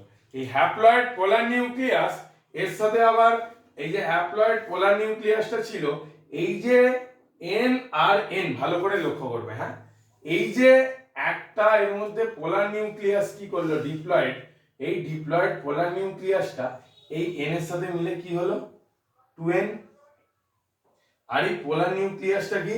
পোলার নিউক্লিয়াসটা n। এই যে পোলার নিউক্লিয়াসটা n ডিপ্লয়েড আর একটা হ্যাপ্লয়েড একটা ডিপ্লয়েড মিলে শস্য নিউক্লিয়াস তৈরি করলো, যেটা কি নাকি 3n। তাহলে আমি তোমাদের বলছিলাম শস্য নিউক্লিয়াস 3n, সেই প্রথমের দিকে কি করে 3nটা হলো দেখতে পেলে? এই যে এখানে এই যে পোলার নিউক্লিয়াস, ডিপ্লয়েড পোলার নিউক্লিয়াস, এই ডিপ্লয়েড নির্মিত নিউক্লিয়াস পোলার নিউক্লিয়াসটাই এই 2nটার সাথে যুক্ত হয়ে 3nটা তৈরি করলো, যেটা কিনা শস্য নিউক্লিয়াস। এইবারে এই ডিম্বাণুটি ধীরে ধীরে বড় হলো, ফলে পরিণত হলো, ডিম্বকটি বীজে পরিণত হলো, ডিম্বত্বকটি বীজত্বকে পরিণত হলো, জাইগোট থেকে ভ্রূণ তৈরি হলো। এই যে জাইগোটটা হয়েছে না, এই যে ডিপ্লয়েড জাইগোটটা হয়েছিল, এই যে 2nটা জাইগোটটা হয়েছিল, একই তৈরি করলো, ভ্রূণ তৈরি করলো। ওই ভ্রূণটাই আস্তে আস্তে আস্তে আস্তে আস্তে আস্তে ট্রিপ্লয়েড শস্য নিউক্লিয়াস বরাবর মাইটোসিস কোষ বিভাজন করে ট্রিপ্লয়েড প্রকৃতির শস্য তৈরি করলো। এই যে জাইগোটটা হয়েছিল 2n, এই জাইগোটটা থেকে তৈরি হলো ভ্রূণ। আর এ মাইটোসিস কোষ বিভাজনে ভেঙে অনেক এই রকম 3n 3n 3n 3n 3n 3n তৈরি করলো, করে শস্য নিউক্লিয়াস তৈরি করলো। কেন? একে খাবার দেওয়ার জন্য। এই যতদিন বাড়বে, তুমি তো মায়ের পেটে থেকেছো, তোমাকে তো আমার মা খেতে দিয়েছে, আমাকে আমার মা খেতে দিয়েছে, ওকে কে খেতে দেবে? ও তো আর উদ্ভিদের সঙ্গে লেগে থাকবে না, কোনো নাড়ি জোড়া থাকবে না, কে খেতে দেবে? এই নিউক্লিয়াসটা খেতে দেবে, এই শস্য নিউক্লিয়াসটা ওকে খেতে দেবে। উপযুক্ত পরিবেশে অঙ্কুরোদ্গম এর মাধ্যমে বীজ থেকেই শস্য গ্রহণ করে বীজ আস্তে আস্তে, তবে তো ছোট্ট বীজ ছিল, বীজটাকে তো বাড়তে হবে, বড় বীজটা ছোট হয়, বীজটা তো বড় হয়, সেই বেড়ে বেড়ে ওই শস্য নিউক্লিয়াস থেকে খাবার নিয়ে নিয়ে নিয়ে নিয়ে নিয়ে নিয়ে এই বীজটা আস্তে আস্তে বেড়ে উঠলো। এবারে এইভাবে তো বেড়ে উঠলো গাছগুলো, বীজ হবে, বীজ থেকে মাটিতে পড়বে, মাটিতে পড়ে কি হবে? নতুন চারা গাছ জন্মাবে, গাছ বাড়বে। আমরা কি করে বেড়েছি? আমরা 4টে ধাপে বেড়েছি। আমরা মানুষেরা কটা ধাপে বেড়েছি? চারটে ধাপে বেরিয়েছে। কি কি? প্রথমত বৃদ্ধি, তারপর হচ্ছে বিকাশ, তারপরে হচ্ছে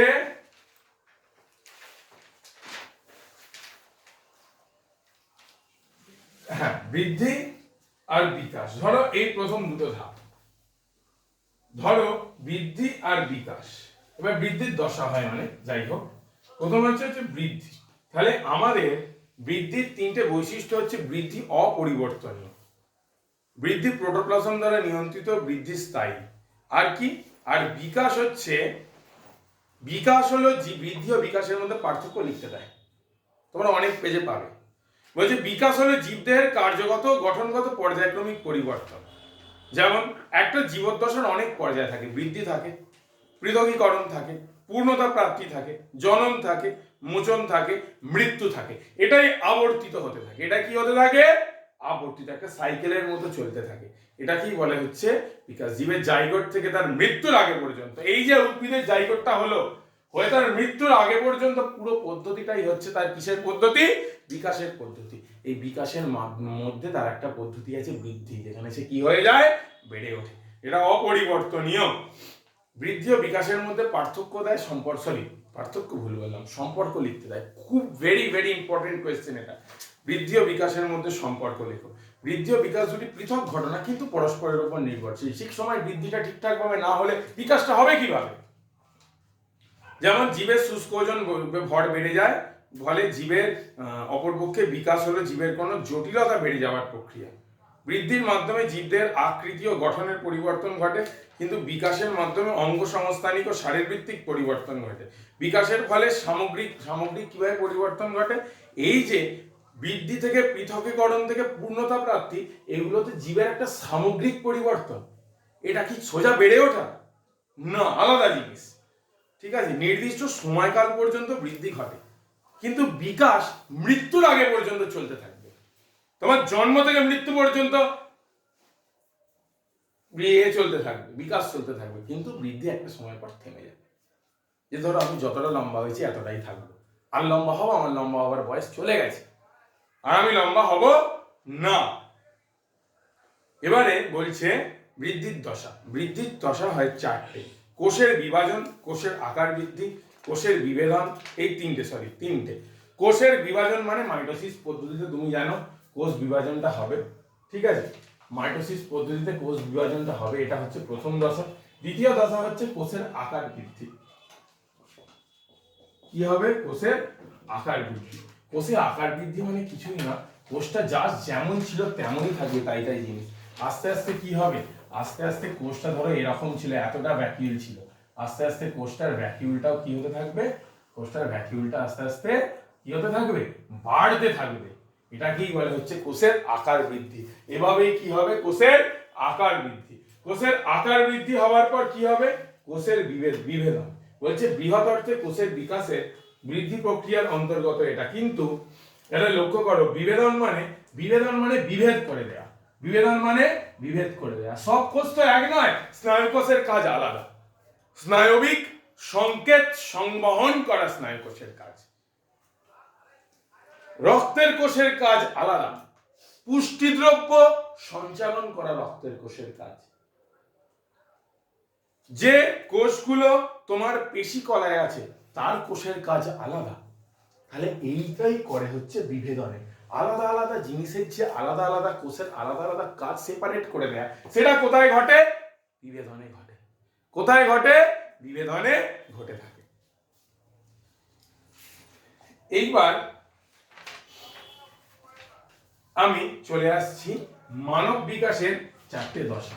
কোষের তো বৃদ্ধি আর বিকাশ আমি পড়িয়ে দিলাম, বৃদ্ধি বিকাশের মধ্যে সম্পর্ক বারবার করবে, 10 বার করবে। তাহলে চারটে দশা হয় মানব বিকাশের। সদ্যজাত কত? প্রথম দশাটা হচ্ছে সদ্যজাত। সদ্যজাত মাতৃগর্ভে 9 মাস 10 দিন প্রতিপালিত হবার পর, 9 মাস 10 দিন ধরে সিজারে 7 মাসের 8 মাসের বাচ্চা বের করে দিচ্ছে, দিয়ে আমাদের 2 থেকে 3.5 কেজির মধ্যে ওজন হয়। কত থেকে কতর মধ্যে ওজন হয়? 2 থেকে 3.5 কেজির মধ্যে ওজন হয়। এই সময় এই যে 0 থেকে 1 বছর বয়স পর্যন্ত আমাদের এই সময়কালটাই হচ্ছে কি? সময়কালটা হচ্ছে আমাদের সদ্যজাত অবস্থা। এই সময় আমরা একজনকেই চিনতে পারি, সেটা হচ্ছে আমাদের মা। যদি তুমি মায়ের কাছে না বড় হয়ে থাকো, তুমি যাকে দেখবে তুমি তাকেই মা ভাববে। তুমি যদি একটা কুকুরের কাছে বড় হয়ে থাকো, তুমি ভাববে ওই কুকুরটাই আমার মা। সিরিয়াস বলছি। মায়ের মুখমণ্ডল চিনতে পারে, শব্দ আলোকে অনুসরণ করতে পারে। বাচ্চা শিশু কি কথা বলতে পারবে? সে মনের ভাবটা একটা জিনিস দিয়ে প্রকাশ করতে পারবে। সে কিন্তু হাসতেও শেখেনি ভালোভাবে, শুধু কেঁদে প্রকাশ করবে। একটা বাচ্চা কাঁদছে মানে সে কিছু বলতে চায় তোমাকে, যে এইটা আমার সমস্যা হচ্ছে। একটা বাচ্চা কাঁদছে মানে তার কোনো সমস্যা হচ্ছে, বা তার কোনো এমন কিছু প্রকাশ করতে চাইছে যেটা তোমাকে সে দেখাতে চায়। এবারে পরবর্তীকাল হচ্ছে শৈশবকাল। পরবর্তীকাল হচ্ছে শৈশবকাল। এই শৈশবকালে 1 থেকে 11 বছর বয়স পর্যন্ত শৈশবকাল। এই শৈশবকালে হচ্ছে দ্রুত বৃদ্ধি পায়। শৈশবকালে বাচ্চারা যা বাড়ে এই বয়সে বাড়ে, দ্রুত বৃদ্ধি হয়, স্বাভাবিক আকারের মাথা হয়। শিশুরা এই সময় বুদ্ধি, চিন্তা, আবেগ প্রকাশ করতে পারে। এই সময় কি প্রকাশ করতে পারে? বুদ্ধি, চিন্তা আর আবেগ।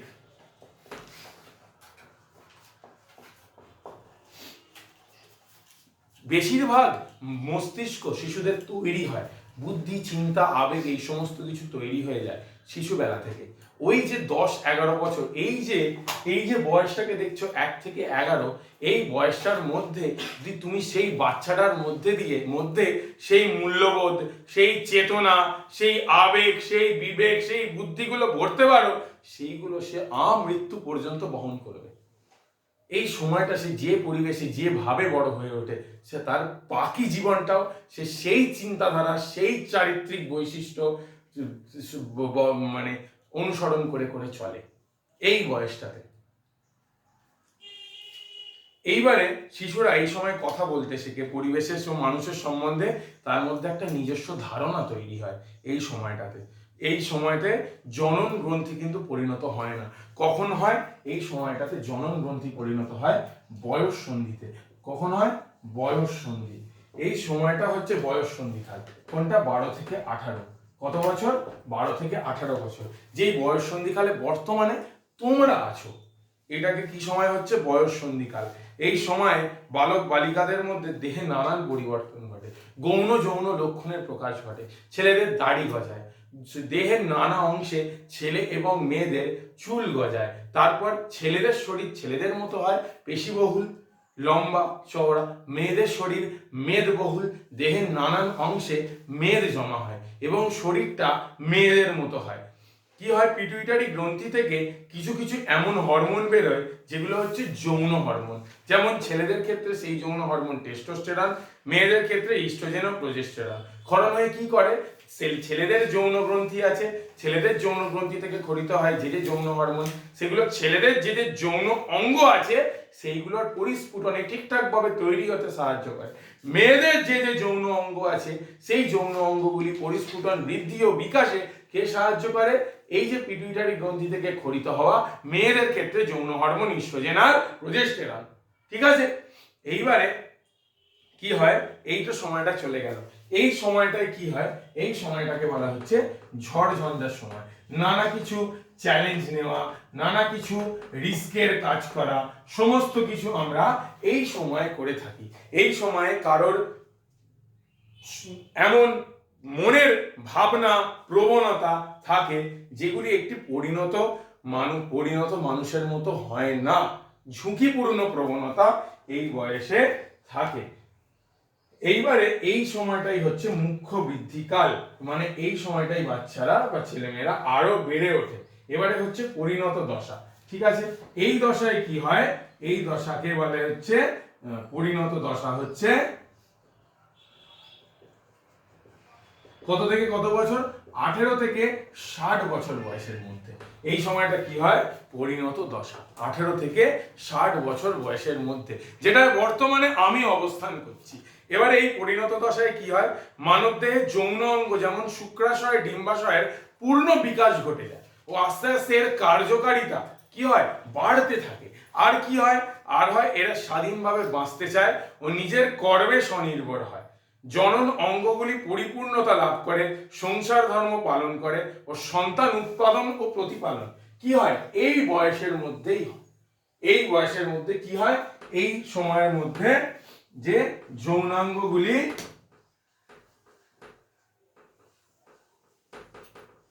পূর্ণতা প্রায় ও তার কার্যকারিতা বৃদ্ধি ঘটে, ও তার কার্যকারিতা আস্তে আস্তে বৃদ্ধি ঘটতে থাকছে। আর কি ঘটে, স্বাধীন চিন্তাধারা থাকে, কর্মে স্বনির্ভর হতে চায় ও সন্তান উৎপাদন ও প্রতিপালনের জন্য এই বয়সটাই হচ্ছে সঠিক বয়স। এবারে বার্ধক্য। বার্ধক্য হচ্ছে জীবনের একদম শেষ সময়, জীবনের একদম শেষ সময়। এটা হচ্ছে বার্ধক্য জীবন, মানে হচ্ছে কত থেকে, 60 বছরের পর থেকে। 60 বছরের পর থেকে এই সময় কি হয়, মানুষের দেহে বার্ধক্যের ছাপ পড়তে শুরু করে। যেমন কর্মজীবন থেকে অবসর নিয়ে নানান সংস্কারমূলক কাজ যেটা মানুষের ভালো হয়, ঠিক আছে, এই সমস্ত কিছু করতে যায়।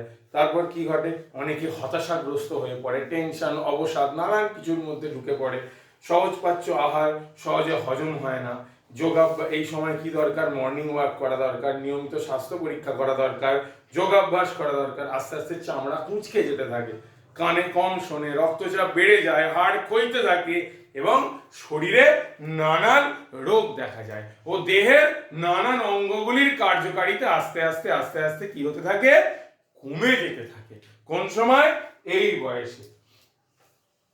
আর এই বয়সে দেহে কি দেখা যায়, বার্ধক্যের ছাপ ও দেহে নানা অঙ্গের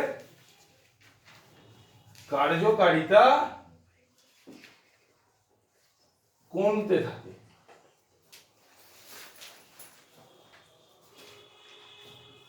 এই শুরু শেষ হয়ে গেল বার্ধক্য।